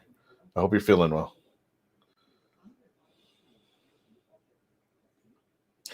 And ladies and gentlemen, I'm not alone today, and I'm hoping he's feeling better for this. Ladies and gentlemen, Mr. Mark Muncy, how you doing, Mark? Hi, I'm alive. Oh my gosh. And I where are you at? I just finished. So I don't know. I don't know.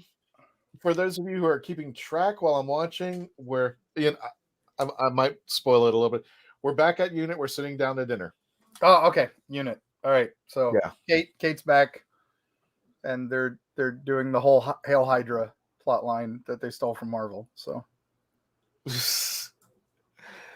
we got a lot of retconned alien that's been running, Shield or not Shield, but Unit for years, and no one knows. And the Brigadier never figured it out. What? I'm just okay.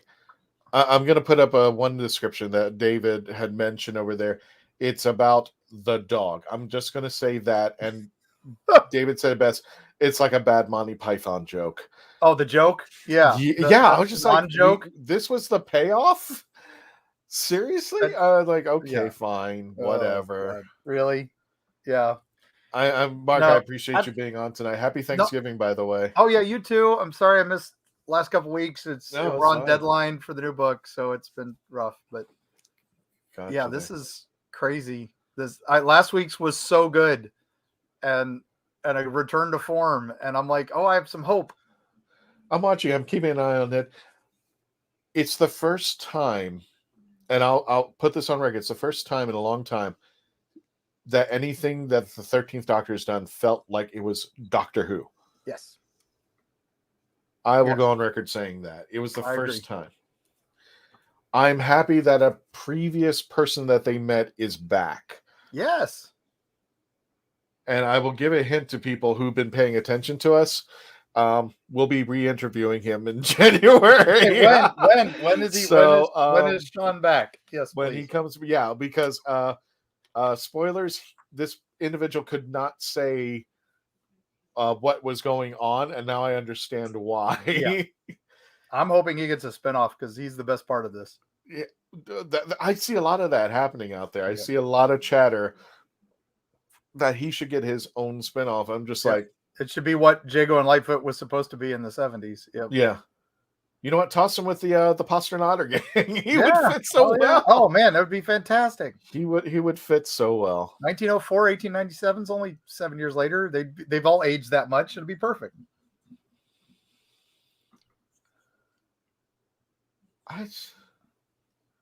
The whole star-crossed lovers thing is just, I don't get that. I don't get a lot of this. We got a lot of, there we go. Mark says hi.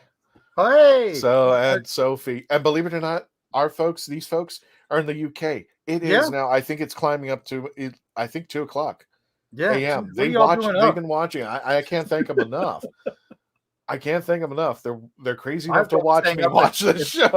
It's almost 9 p.m. US, and I can barely stay up. So, I know. It's like after this, I'm going straight to bed. Okay. We're at a commercial.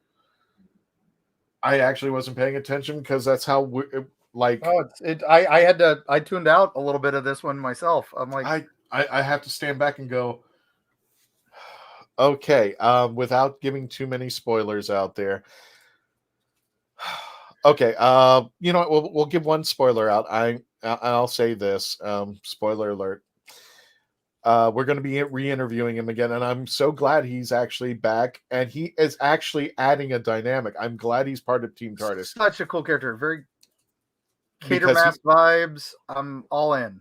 So. Yes, but you know him well as Kevin McNally. He was in the Pirates of the Caribbean as just Gibbs, and he will be returning in January. I've already talked with him, and he's very excited to come back. There's already an interview if you want to check him out, and he did spill the beans to us by accident. I said something to the fact that said, "So what's it feel like being in Classic Who?" And he kind of slipped up and said something about New Who. Yeah, he was like, and then he's like, but.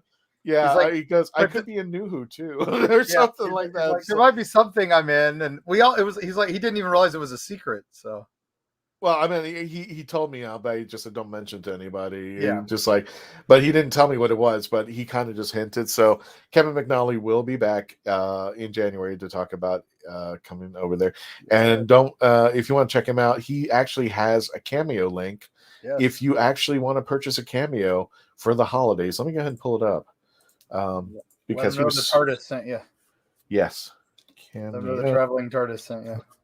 He does amazing cameos too. We were with him at Fan Expo, and I got to watch him record a couple. I'm going to put this in the chats for anybody, and please let Kevin know the Legend of the Traveling TARDIS sent you, but it's cameo.com/pirate. Can't miss it out there. So let me get with the chats a little bit over here because I saw a lot of chats just pouring in. Again, thank you so much for joining us here at the Legend of the Traveling TARDIS. Next week, we'll be wrapping up. There will be our final Sunday that we'll be reviewing Chapter 6, The Vanquishers. Hopefully it vanquishes all the questions and all 900 questions I've got in the back of my brain, and probably more that are be coming up over here. That's going to be taking place so far scheduled 7 p.m. Eastern Standard Time.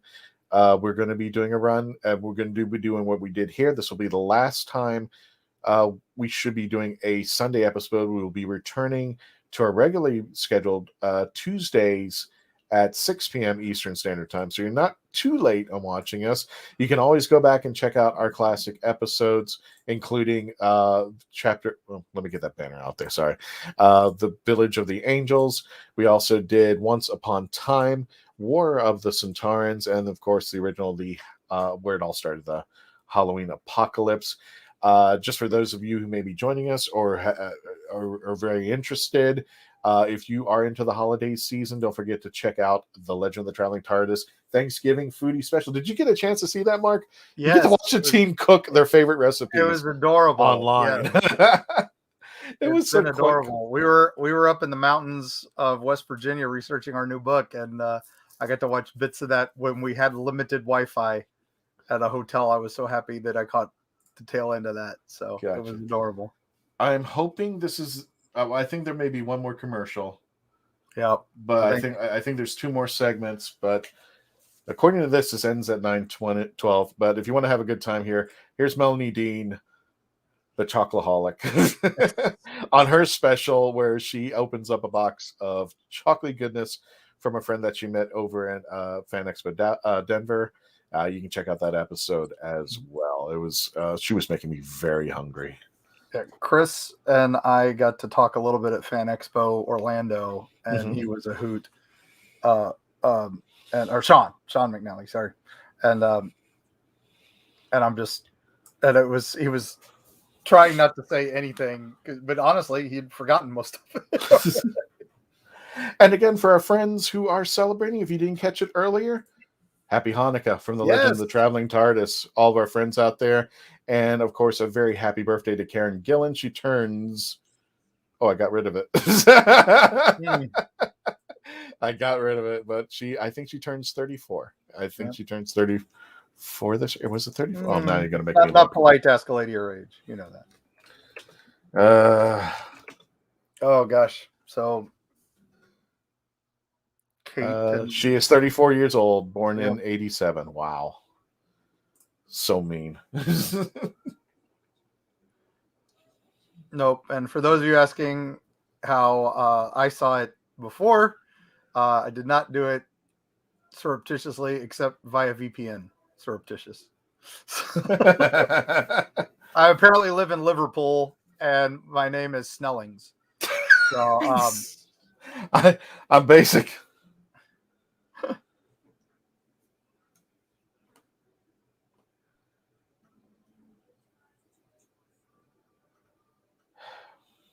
thankfully have some family over there that let me use their license.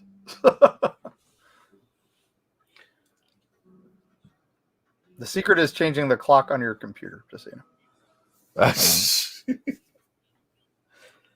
Some of our teammates did not know to do that. Whoops. Oh, yep, that'll screw it up. So, but yeah, I had to come on to talk about this one. So even in pain and agony, I'm here. So because of the pain and agony that this was such a letdown from last week. Well, this is pure Chibnall, where last week he had someone reining him in.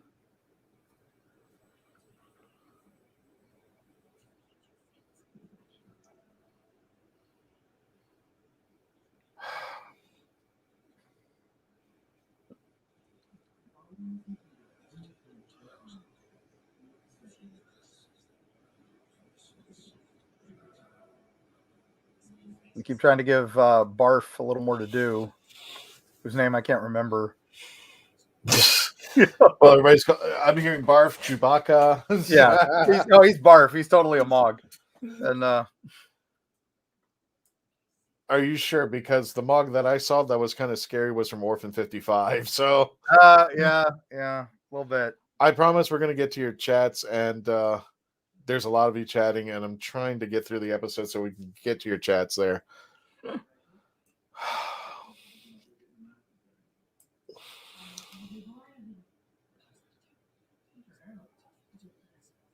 So it's in the trailer. It's not really a spoiler. I'm in the Kate scene right now.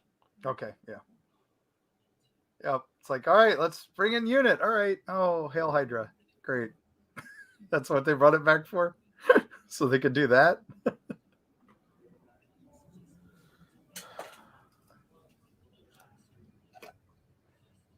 least they're making it so she's smart enough to have not fallen for it. But the Brig couldn't figure this out, right? Exactly. I'm like, Brig. Who's dealing with the Doctor? Sutton, Lipton, any of those guys? Come on, man.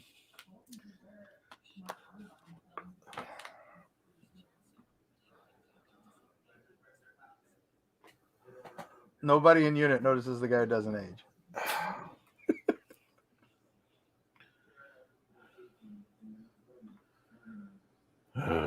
Torchwood? Why did I notice? Very much, let's just pretend like the rest of the show never existed. So. Well, it's not that. It was like. See, I'm gonna get into spoiler territory. Oh yeah, no. Well, no. I don't want to too much comment on the review and stuff, but no. I'm trying not to. I'm trying to remember where you're at. That there are certain, as the best way I could, there's a guy who was listening called the Critical Drinker said, yes, there are certain things that you just don't F with. Yeah. Yes. And now we're poking holes totally into it. I'm hoping that this ends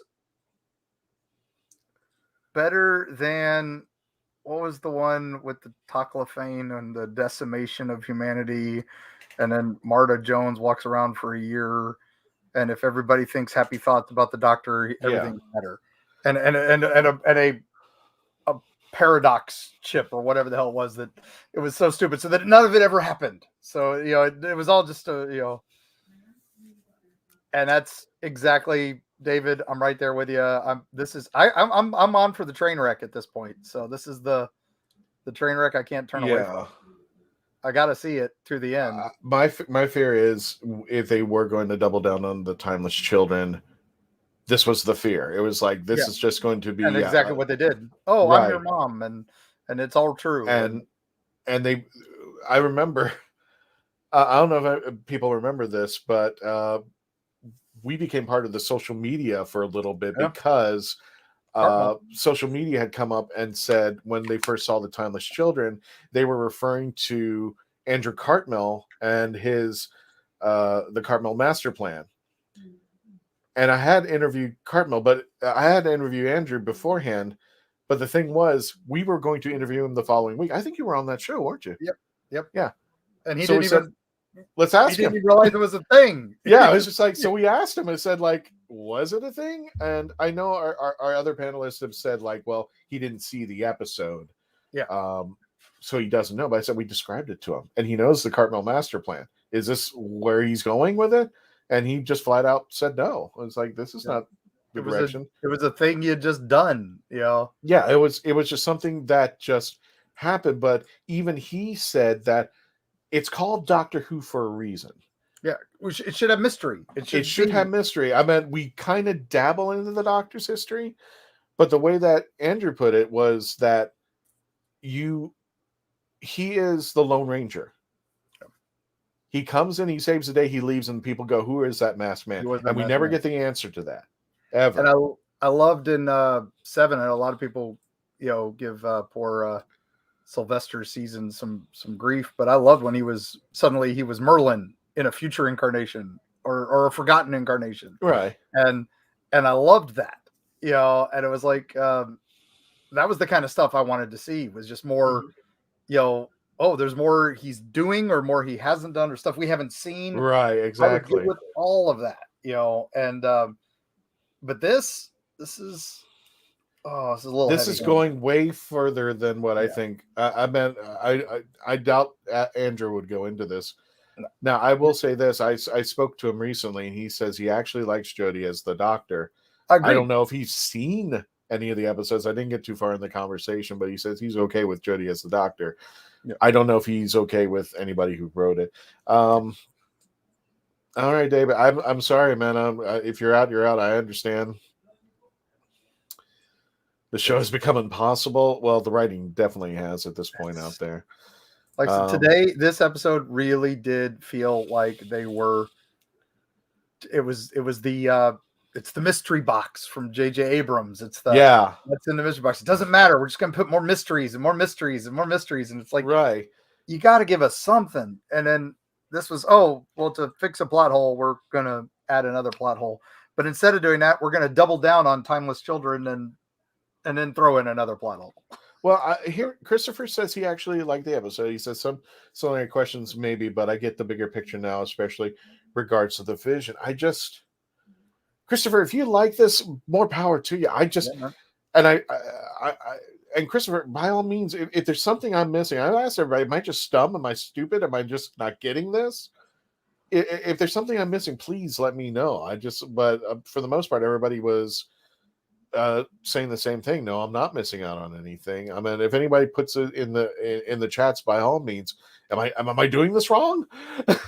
No, please, I've been watching Doctor for 30 plus years. So something is to try to make something bigger. It's just, well, it's bigger than the universe. It's bigger than the galaxies. It's bigger than the timeline. It's the multiverse. Well, I'm going to say this outright. I see that he's trying to make this into a multiverse. Yes, 100%. I don't like the direction he's doing it if we're going to this route. No. Okay, so I'm assuming this is the last part. Sorry, Carrie, you're on camera a bit. The ship that was missing, I'll just say it out because we're getting closer to the end. The ship that was missing has come back, or at least it got zapped back into hyper. Star-crossed lovers. Yeah, one half lovers, which of still Romeo and Juliet. What the heck? What is this? Yeah.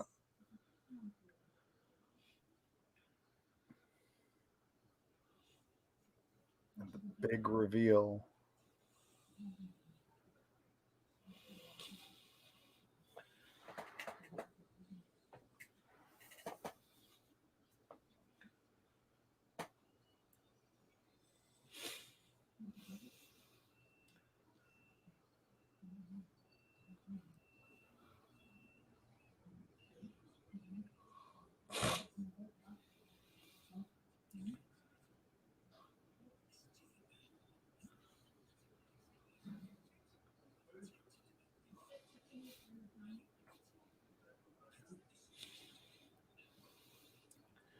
And Mark, I don't know if you've been watching the previous episodes. I've been so hard to even give them these a number. Oh, yeah. Oh, yeah. These would be, I mean, I remember when we were reviewing Jodie's first season and we were all upset because we were giving like 6s and 5s. It was the lowest we've ever given anything. And And then finally we got the Witchfinder, and we were all so happy because we got 8 9s. You know, it was so happy, even though we were all, I think it was the first one that got a 9 from me, but I still only gave it like an 8. And then we were all so happy. It's turned a corner, and then it was right back to, bottom. Right, exactly. And then last year was just we were all struggling then, and then Timeless Children came out. And, I'm sorry, I love this. Yes,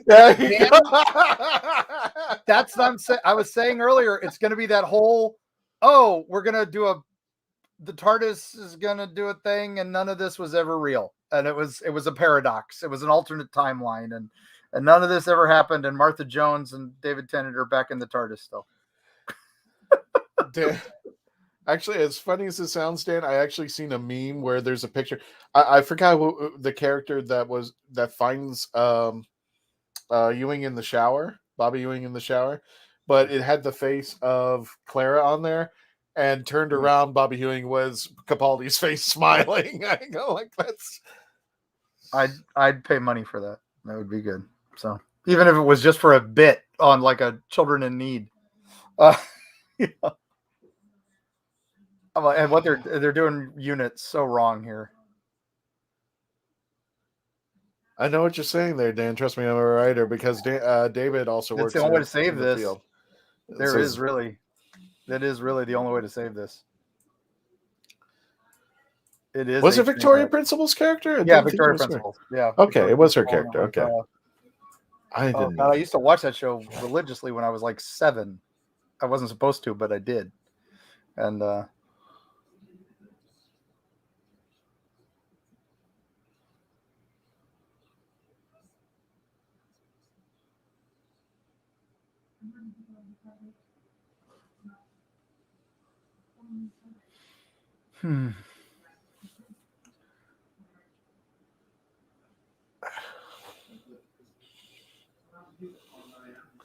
they might as well just be saying "Hail Hydra" to all the.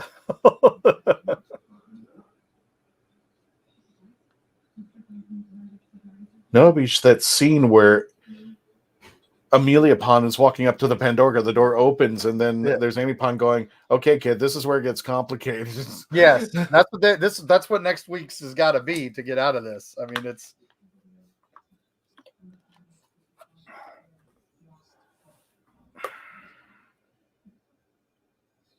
I mean, and legally she can't go back and get them from 1901 because she wasn't able to go save Amy. He wasn't able to go save Amy and Rory and take them back to the present and all that because the whole Weeping Angel magic.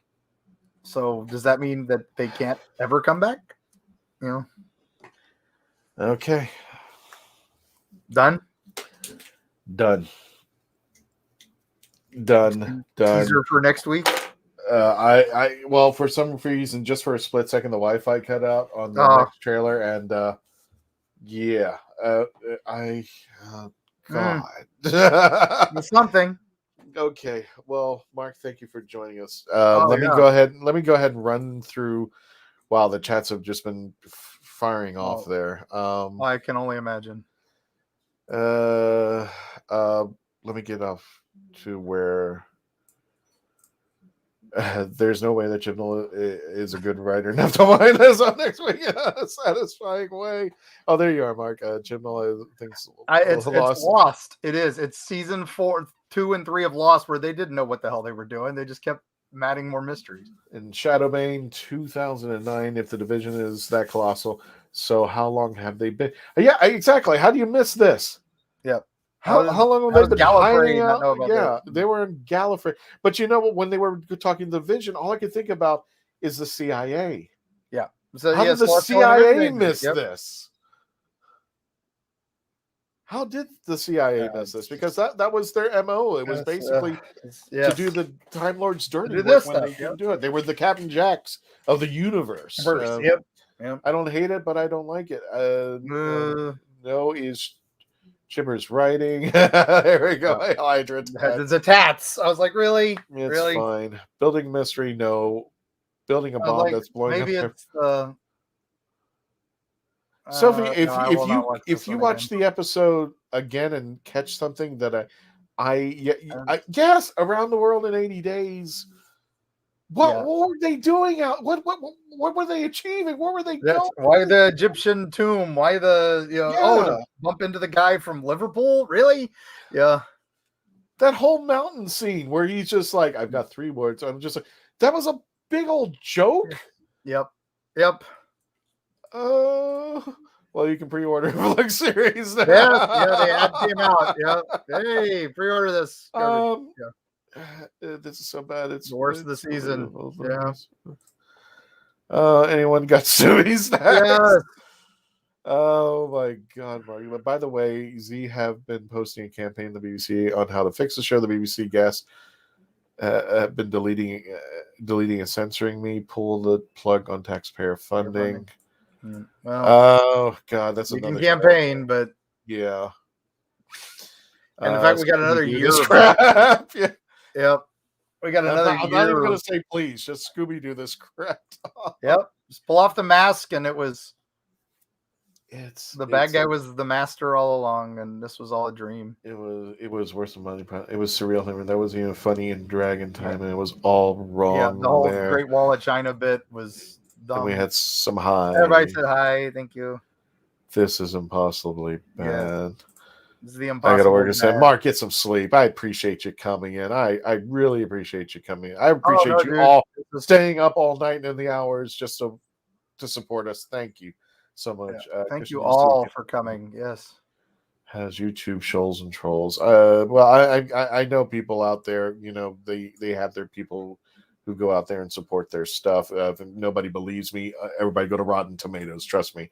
Yeah. The audience and the social media people are so skewed. We were last week. We were all back on board. I mean, they could salvage this. It's just I don't know how. This isn't how and do it in an hour and do it in 90 minutes. Last week, I was all 100% back on board, and I was like, and then I was just in the back of my head, I was sitting there going, because I was going to come on this week to do my preview, my guest, and my guest was like, oh, she's only going to be a weeping angel for about 30 seconds. They're going to fix that before even the name rolls. And they did. I mean, and like before they even ran the title, I was like, really? We're solving the big cliffhanger in a second and a half. That was Desolation of Smog and Battle of Five Armies again, all over again. Oh, sorry. Hang on. I'm looking for something. Hang on real fast. I spelt this wrong. Dory Moldovar. I think that's it.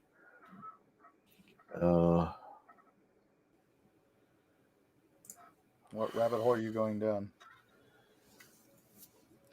I'm trying to compare bad Moffat to severely bad. Like I said, I have to go back to that whole second half of Sound of Drums, which was so good. First half, setting that up, decimating, a tenth of the population and all this stuff, and then they make it so the second half, everybody has to think happy thoughts, and the Doctor is saved and the world is saved, and then they retcon time. I was like, oh my God, this is like Superman flying backwards to save the universe again. Why are we doing this? And I'm like, they're probably gonna have to do that with this because it's the only way to save this. I'm trying to find the quote, and essentially it was, let me see if I can find it.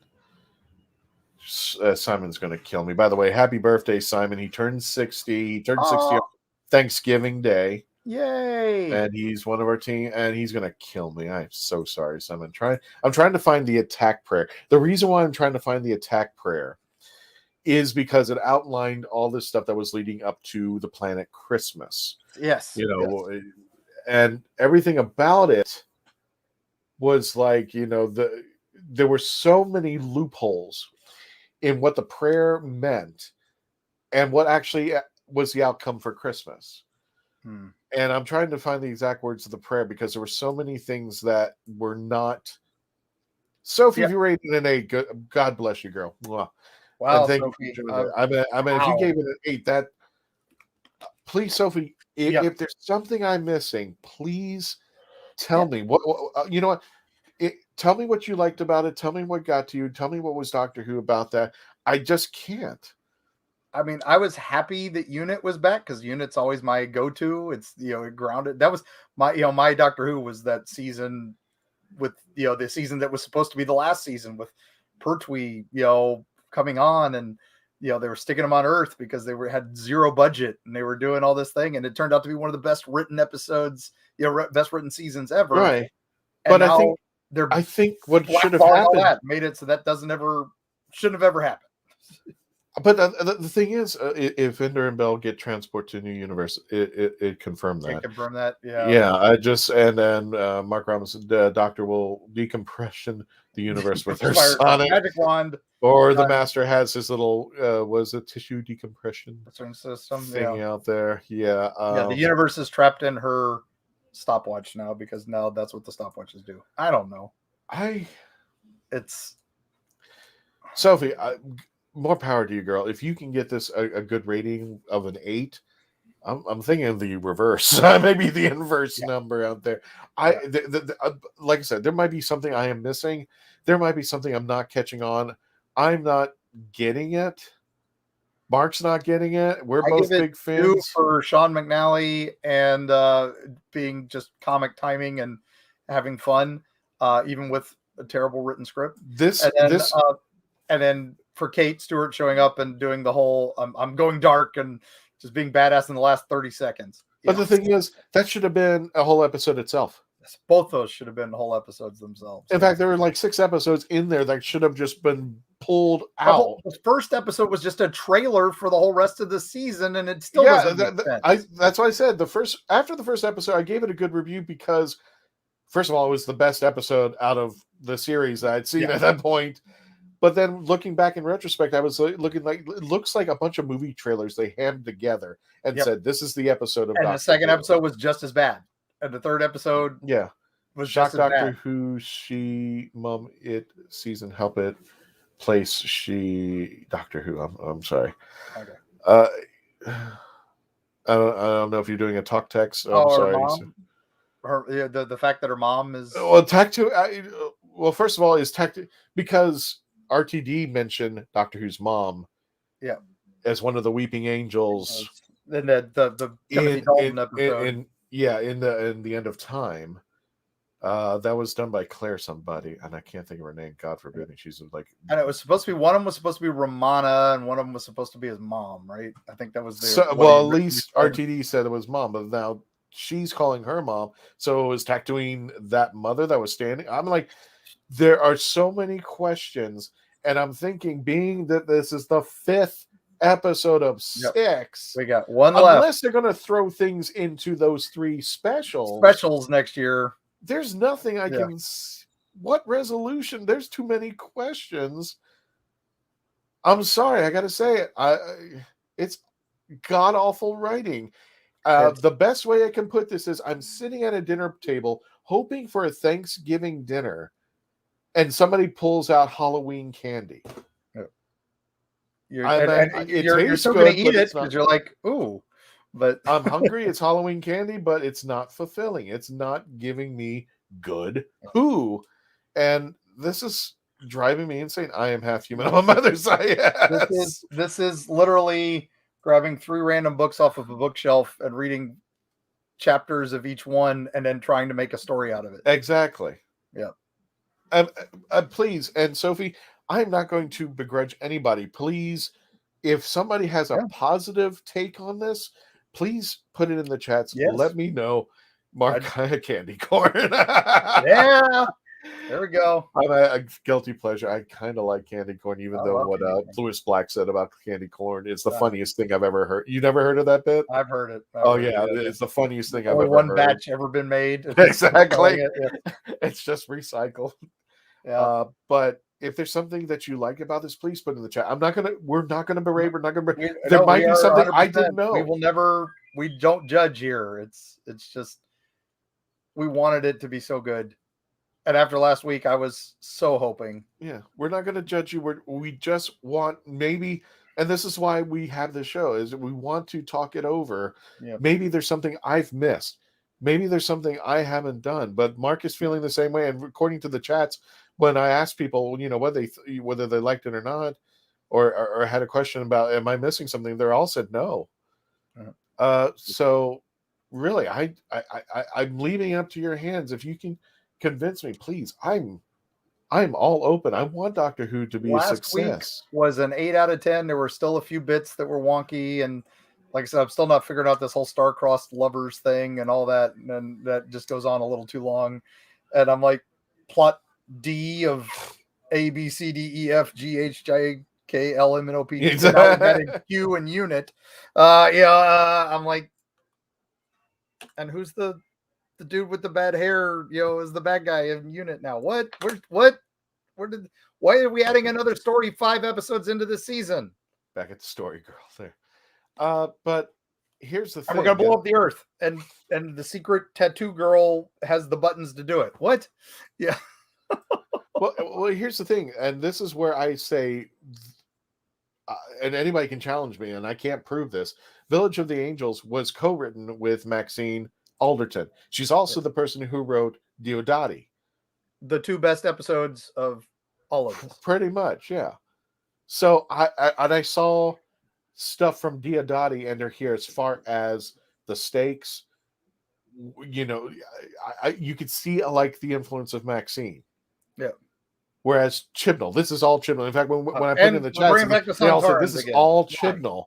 I'm like, bring back Maxine, because if she wrote that episode, I doubt Chibnall had a hand in it. But if he did, I'm thinking 90% of this was Maxine. If it was, bring Maxine back in. And we're bringing the Sontarans back as the biggest threat, really? Yeah. Chris disband unit, then retcon unit, please shoot me. Yeah. Yes, he disbanded it, and now he's making it so that it's been garbage all along. What the hell? I got so stupid. But you rated an 8, Sophie. That's pretty high on that. I just the 1 out of 10. Yeah. What?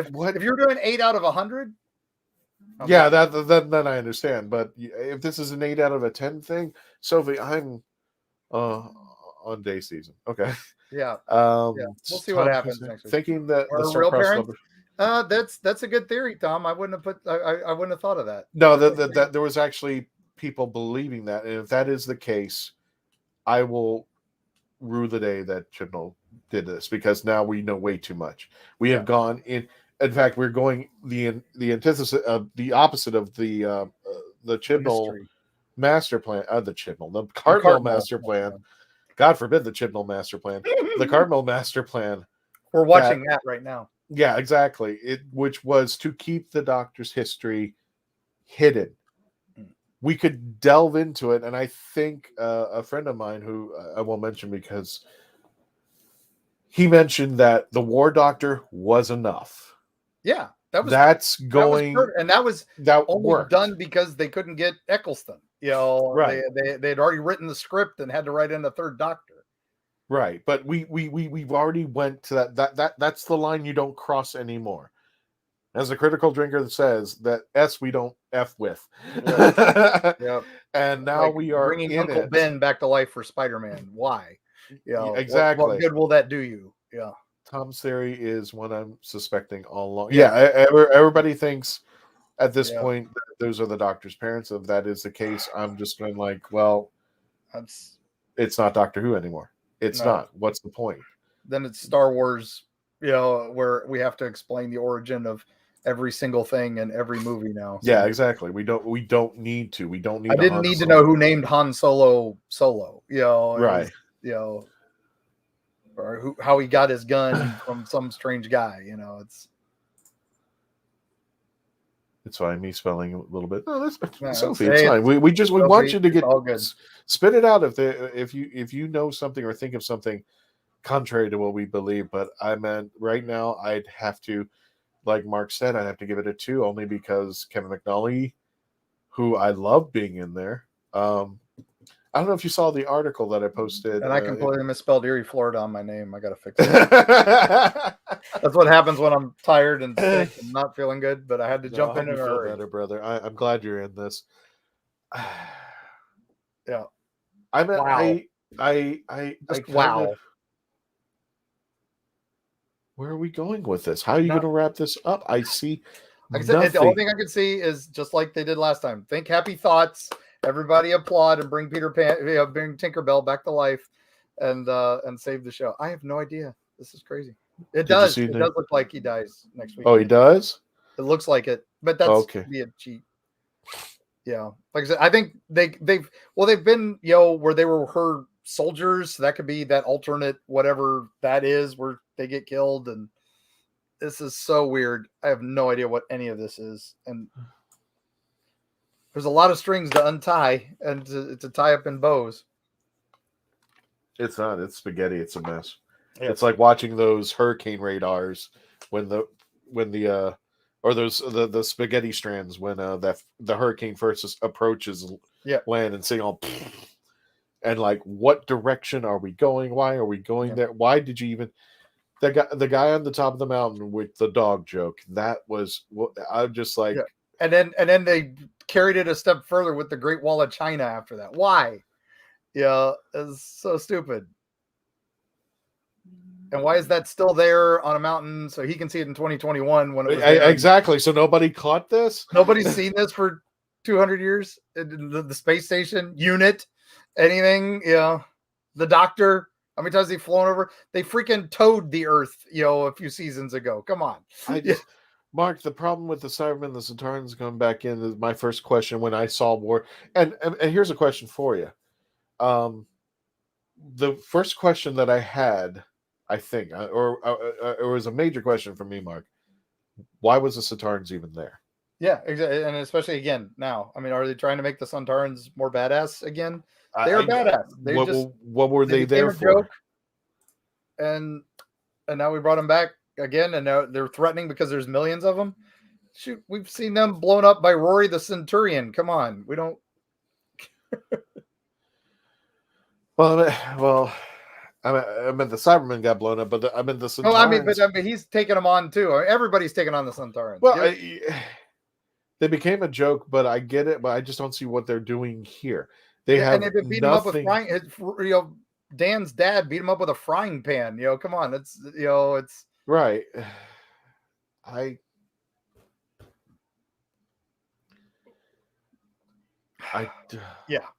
But now Unit can't stop them because Unit is evil. Because Unit is infiltrated by Hydra. How long have they been evil all of a sudden? Yeah. Suddenly they've been infiltrated by the Mara or whatever the hell that guy is with the snake. I'm like, we even ripped that off from Peter Davison. There's a lot of things being ripped off right now. Oh yeah, 100%. Like I said, and I meant when that guy could flick his finger and snap and watched people just fade out. I just like, oh, yeah. I hope Marvel doesn't catch this. I know. I mean, they've been watching too many Marvel movies, and because we've got Red Skull with the Thanos snap, and we've got the Cenobite girl, who's blue, so she's Skrull or Kree. Yeah, it's just like, I'm only going to say this: if there's somebody in the chats who like this, that's fine. Yeah. Do me a favor right now. Support. If you're on the YouTube, please definitely do this. Help us get our algorithms up. I want you to go ahead and rate the episode 1 through 10. 1 being god awful. Give us a number. 10 being great. Go ahead right now at this moment. Go ahead, give us a 1 through 10 at this moment right now. What you thought, and if you want, please put an explanation in there as to why you rated it. Yeah. As I've told people from the very beginning when I started watching this, Mark, I don't feel like I'm getting through season 13 as opposed to enjoying season 100%. 13. 100%. I feel like if I can just do the season, get to RTD in series 14, the 60th, I'll be fine with that. This was Ready Player 2 for me. The book. I so loved the first one. Not 100% one of my favorite books, but it was a lot of fun. I enjoyed the first one. So I waited and I saw Ready Player 2 coming. Watched the movie for Ready Player 1. It wasn't great, but it didn't suck. It just kind of messed with it. Oh, Edward gave it a 7. Edward gave it a 7. I'm looking for anything over 5. Yeah. Okay. Tom gave it a 5. 5, I think, is fair. It's junk food. It is absolute filler. Junk food. It is filler. It is not here to do anything but to say, "Oh, look, pretty. Oh, look, here's the Cyberman. Oh, there's a reason why unit is being disbanded." Right. I'm apologizing. This really feels like Chibnall apologizing and fixing all the things he screwed up, but he still doesn't know how to do it. This is how Marvel has made Thor: Dark World so integral to every movie they've done right now. All the way through Endgame, where we had to do this bit in Dark World. This thing from Dark World was important. This thing from Dark World was like their worst movie. This is Chibnall saying, these things that you all hated, they're important, and I'm bringing them back and trying to make them better. Hey, Big Ging.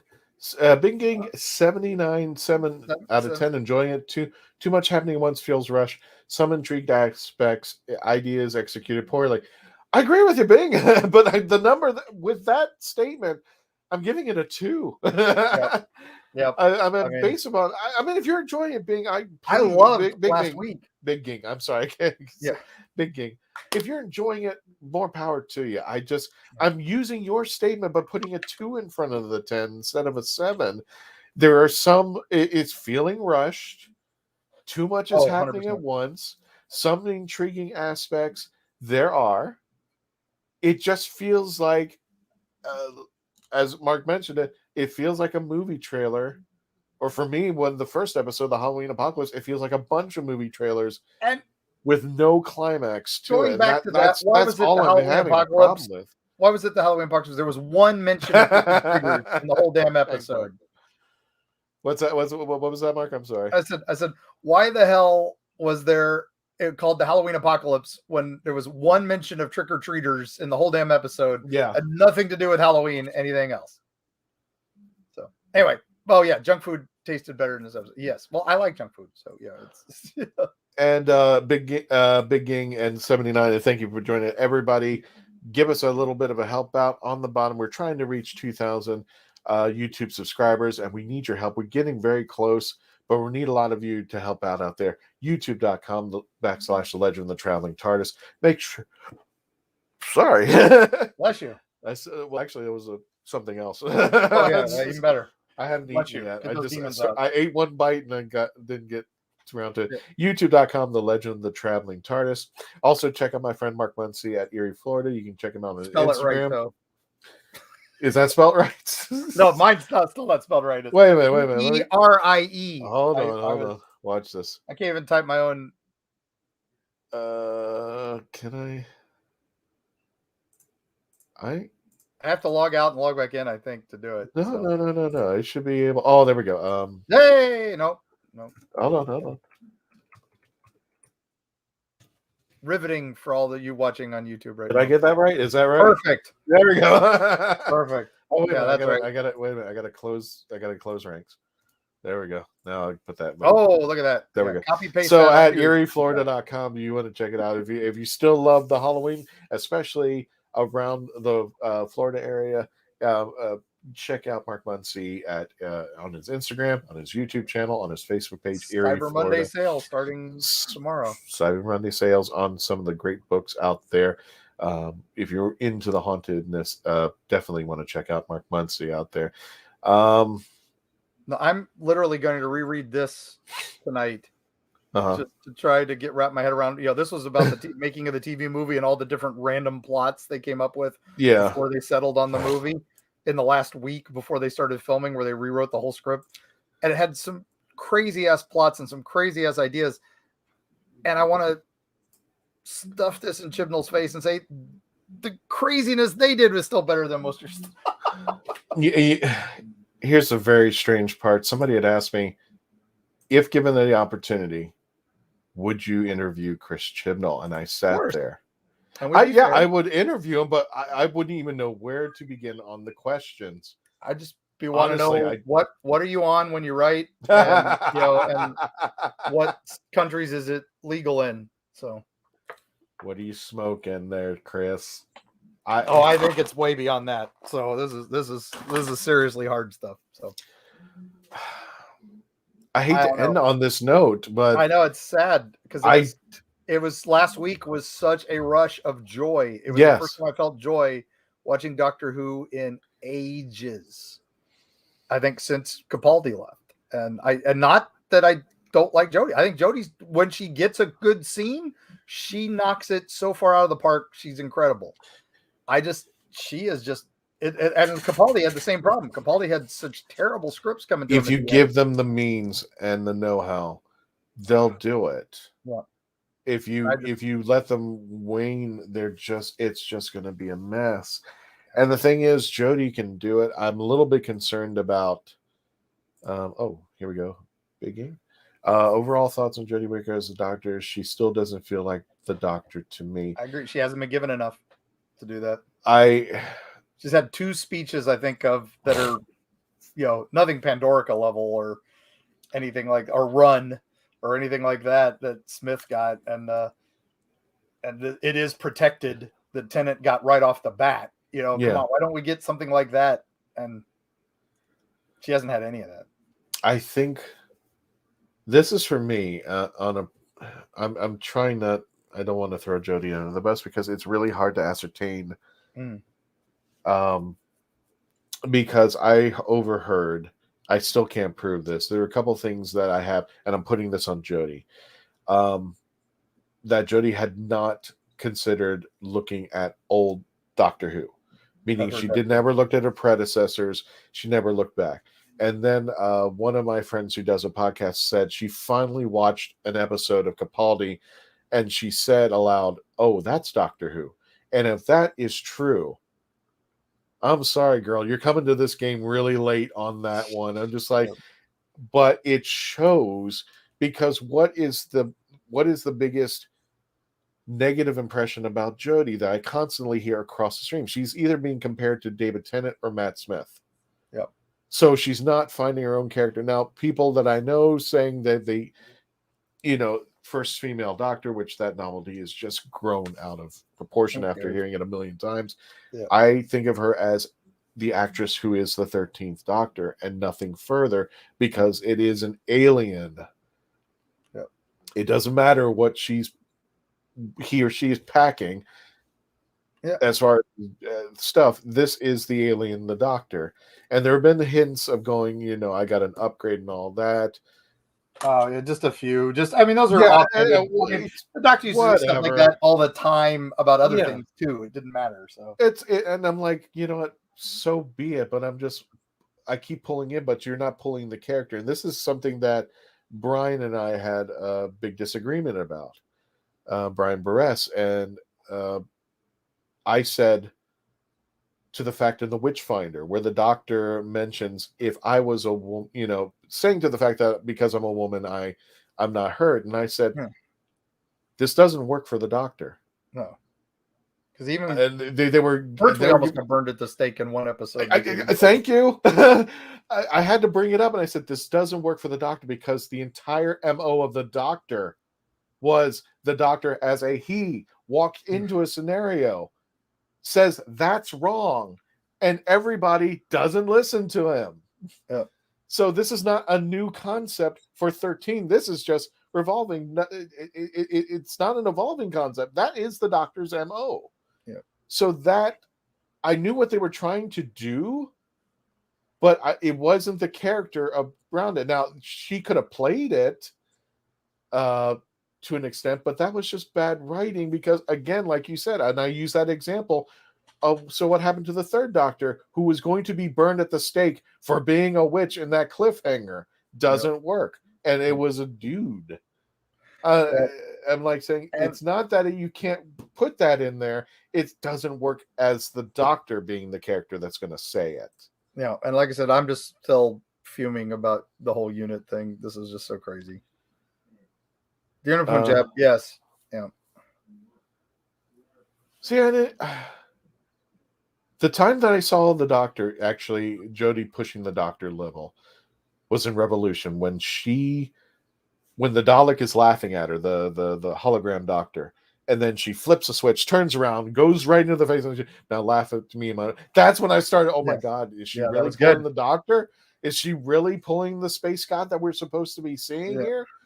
She gets close, but then she's the timeless child. She's not a god anymore. So yeah, but now she's immortal and has unlimited regenerations. And well, we don't know that yet, and I can't say anything. And maybe Chibnall is going to keep this so oblivious that it's just going to be a cluster bomb of Moffat. Yeah, agreed. Yeah, the last week was really good, and then we solved that problem before we even ran the opening credit. Well, she came close in the last week's episode, but this week she kind of ruined it, turned into an angel to solve the problem in the last 15 seconds. And then 15 seconds in, she goes, I guess I'm safe. Turn me into an angel. I'm like, I thought that would have been cool. Yes. That her team had to rescue her. Now that she's a weeping angel. Oh my God, the stakes are going to be up. That was crazy. Didn't even go there. You just like, okay, we're done. And Suntarns are back. Yay, enjoy. Right. It's the same thing when Capaldi found Gallifrey. Yep. You could have made 10 series on him finding Gallifrey. And Missy just screwing with him. Yep. All the time. No, Gallifrey's here. No, Gallifrey's here. No, Gallifrey's here. No, I mean, you could, but it just became a mess. And then you ended up with the final series, which is just, I don't know what we were doing with that. I liked Nardole. I liked Bill. I kind of liked Nardole more than Bill. I liked the last season because it felt like old school Who again for the first time in a while. So it felt it, but I was thinking it didn't have enough heart. It was close. It was so close. I could have done without Bill. It's nothing against Pearl Mackie. It's just like I felt that if we had a Nardole 12 Doctor start, I think we would still be talking about Peter Capaldi today. Well, I think I think Bill, Nardole, and Capaldi, if we hadn't been stuck with Clara for 2 seasons, I think we would have. Clara ran overrun. Nothing against Jenna Coleman. Once the Timeless Children arc was done, that's it. They were done with her. They should have done the Christmas special. Yeah. Let her go. Be done. That would have been perfect. She should have left after Danny Pink, because when she ran back into the TARDIS, that made me dislike her as a character. Yes.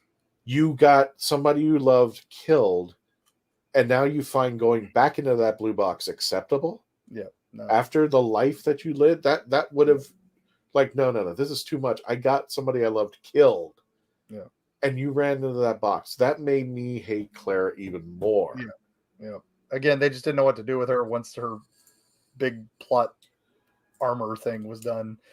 And that's what I think this is going on. This is honestly, I think they don't know what to do with these characters. They don't, we've lost the heart with Graham, and we've lost, just so much of this. I'm hoping Sean has been filling that void for me, and I don't, and it's because he's the old white guy. No, it's because he's a good character. You mean Kevin? Good bits. So you mean Kevin, or you said Sean? Kevin. Kevin. No, you're fine. I just want to make sure I got. I keep saying Sean. Yeah, Kevin. No, it's okay. It's my brain is dumb. There was an article out there that was kind of hinting, and I actually asked Kevin. It was like, Kevin, are you telling me something? It was actually something to the fact that he might be the 14th Doctor. Yeah. And I wrote back to him and sent the article and said, Kevin, is there something you're not telling me? He goes, no. No, he's so down to earth. So I was just like, okay. So I was like, so, are you getting this? This? He's just like, no. But then again, I'm like, Cameo. Yeah. Get him on Cameo. Let me pull it back up there. Yep. It's Cameo/pirate, I think. Oh, let me go. Here we go. Cameo.com/pirate. Get one of the best cameos you'll ever get. He is wonderful. Sophie, go to bed. I love you, but Sophie, go. On. I'm going to bed. I'm going to bed. It's almost 10 o'clock here, and I'm out. We got work tomorrow. Sophie, God bless you all, for everybody who's in the UK watching us late at night. There, Mark Robinson. What about Finders? There you go. It's going to be like Jack save the Doctor last minute with his vortex manipulator. Why are they even here? Yeah. Why are they even here? I think everybody's right. It's going to be something stupid, like they're her parents or grandparents, or I'm here for the train wreck next week. Yeah. Cheers. I'm watching the Titanic sink. Well, here's the thing. I know people who have left Doctor Who. I mean, when I mean left. Oh, I mean, yeah, done. I've got a friend of mine. We're done. I'm like, I don't know where this is going, but this is not the role-playing game back in the 80s and all that. He has not watched. He watched the first episode of this season, and he was like, what the hell did I watch? And he just tuned out. He's done. Yeah. And I can tell you. Read it. He said, I will literally read it on Wikipedia in 2 years to see what I missed. Yeah. You can read it now. Yeah. It's No, he's talking about like the rest of the season and the 3 specials this year. He's like, I'll come back when, Russell T comes back with another reboot. I don't think he's rebooting, but I think he wants to go. Okay, I think he has to. I don't know what you do after that. I don't know. Dr. Babies. That's how they reboot this. Dr. Babies. Yeah. That's how you save this. I know people who've been lifelong Whovians who've left. I know people who started in New Who and left. I know exactly where they left. They left at Timeless Children. Yep. They left at Orphan 55. Yep. They left at I know at least even Melanie has told me there's people who left at the end of Praxis. Yep. And like I said, the only one that saved me was Kerblam and the Witchfinder. I think those were the only two that I was like, these don't suck. Yeah, Witchfinder was fine. Even Rosa, I was just like, this was supposed to be a good episode, and I sat there and go like, so what's Krasko? Yeah. Why is he here? Why do we care about this guy? It's like space racist. Great. Why is he here? Can you give him a backstory? I need something more. Is there a reason? I mean, you put him in the same jail cell that holds River Song, meaning that he is criminal uno somewhere in the universe, and he's out of the story within 2/3 by none other than Ryan. I'm like, that's it. That's it. Even the Doctor stops him within like 5 minutes. It's the whole Tim Shaw thing again, where they RTD. I don't know. I put nothing past that man just because. I mean, he saved the show once before, so this is a thankless job. Whoever's getting it next after this, they've got. I mean, you can't win if whatever they cast, somebody's going to be upset about it. And Russell T's got to make it work. And if he doesn't, he still gets to ride the fact that he brought it back originally. So he was the only choice. But oh God. The thing is, and I don't know if you agree with me on this, Mark, RTD is a sign that shows we're doing damage control. Yeah, 100%. This and is the fact that they had control. to announce it 2 years early. Yeah.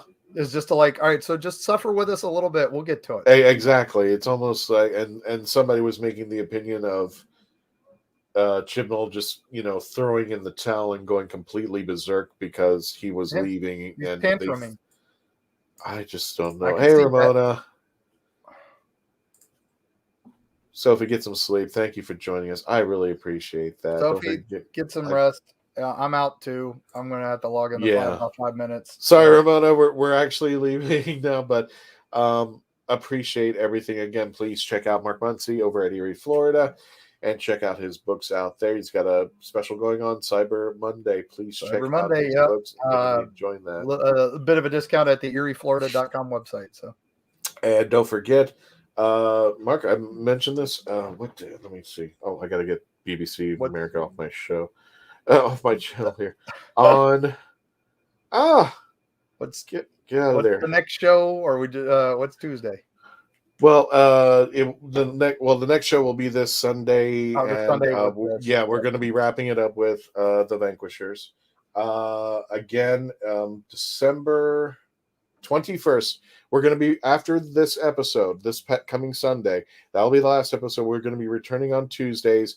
And for our Christmas special, they are coming back on December the 21st at 7 p.m. live. Phantasmagoria will be returning to do a Christmas Doctor Who special, specifically just for the Legend of the Traveling TARDIS out there. Of course, New Year's Day, we will be there doing a live panel and review on the 1st of January 2022. And What that infinity sign means, I have no idea. So, and don't forget, as Mark mentioned, we did a classic Thanksgiving special. So if you're looking for some food ideas for that geekdom in you, please check it out there, and you get to see their live cooking special out there. I think I don't know if this expired. No, okay, let me say that. The rathole.ca, our friend Dave Chapman, they're doing an Indie Creators giveaway. The winner will be announced Monday, December the 29th. Details in description at linktr.ee/therathole.ca. Check it out there. Tabletop role-playing goodness. You got it there. 3 a.m. going. You guys are incredible. I am serious. You guys are incredible. We got folks like Sophie and Mark who've been staying up until 3 a.m. watching us. That's nuts. Attention, information available. You must patch the telephone device back in. Yeah, that's what they'll do. They'll turn the phone on. He'll get a phone call, and it'll be Bobby from Dallas, and that's what Jodie will get a phone call. It'll be Bobby from Dallas. Mark, did you have any further things to say to anybody before we end the show? I'm in it till the end. As long as Doctor Who keeps airing, I will watch it. Although, like I said, with Ready Player 2, I had to hate read that book because I had to get through it. And there were good chapters at the end that made it almost worthwhile. But Ernie Klein, sorry man, just stick with your strengths. But this is also like this. I'm going to watch this till the end. If I have to hate watch next week, I will hate watch next week because I hate watch this episode. And then I was like, oh, Kate's back. Unit's back. Oh, we're retconning Unit so that it's been infiltrated by the Mara and Hydra. I don't blame you. I hadn't finished I was going to have a sandwich while I was watching this show, and I hadn't finished it. I was just like, okay. But yeah, we've been hit by the turkey coma this weekend. Yep. Everybody, please stay safe. Happy holidays. We'll be back next Tuesday to wrap this up. Moving back to Tuesdays, keep an eye on the schedule. Dave will be doing a special show for the Rat Hole, doing tabletop games and Phantasmagoria in December. Plus, excited for that. I don't know when we're going to do it. I'm hoping we do it next month, but I'm going to announce it, Mark. I'm going to try to do a special. I don't know how we're going to work this out. It might be one of the longest episodes we had. Big Finish Christmas Carol. Ooh. I've been begging people to say, please push this in there. So what we're going to do is, if we have the chance, I want to get you guys ready. We're going to try to cast people from Big Finish Doctor Who into certain roles of what we dream about. But the dice of what was Dave called? The dice of principle or whatever. Doom or whatever the heck. The dice of Doom are going to actually cast by random who those celebrities will be from Doctor Who. Wonderful. Into the roles. So we may have people who might not be in the specific role yet, but we just want to have a little fun with that. But it's all in good fun. Again, for our friend Nick Briggs, we hope for a speedy recovery. He did come down with the COVID just yesterday, and we wish him all speedy recovery out there for Nick. And anybody who might be under the weather with this virus. I know there's a new one from the Transformers movie coming out. Is that what the character is called? Omicron? Omicron. I think it was a con we were signed up for. Yeah, exactly. Something like that. But we want you to all stay safe. Please stay safe out there. Thank you so much, Mark. Thank you for joining me tonight. I was glad to be able to finally get on for a little bit. So good night, all. Stay afterwards, Mark. I'll be right with you. And guys, stay safe out there and always become part of the legend. Have a great night.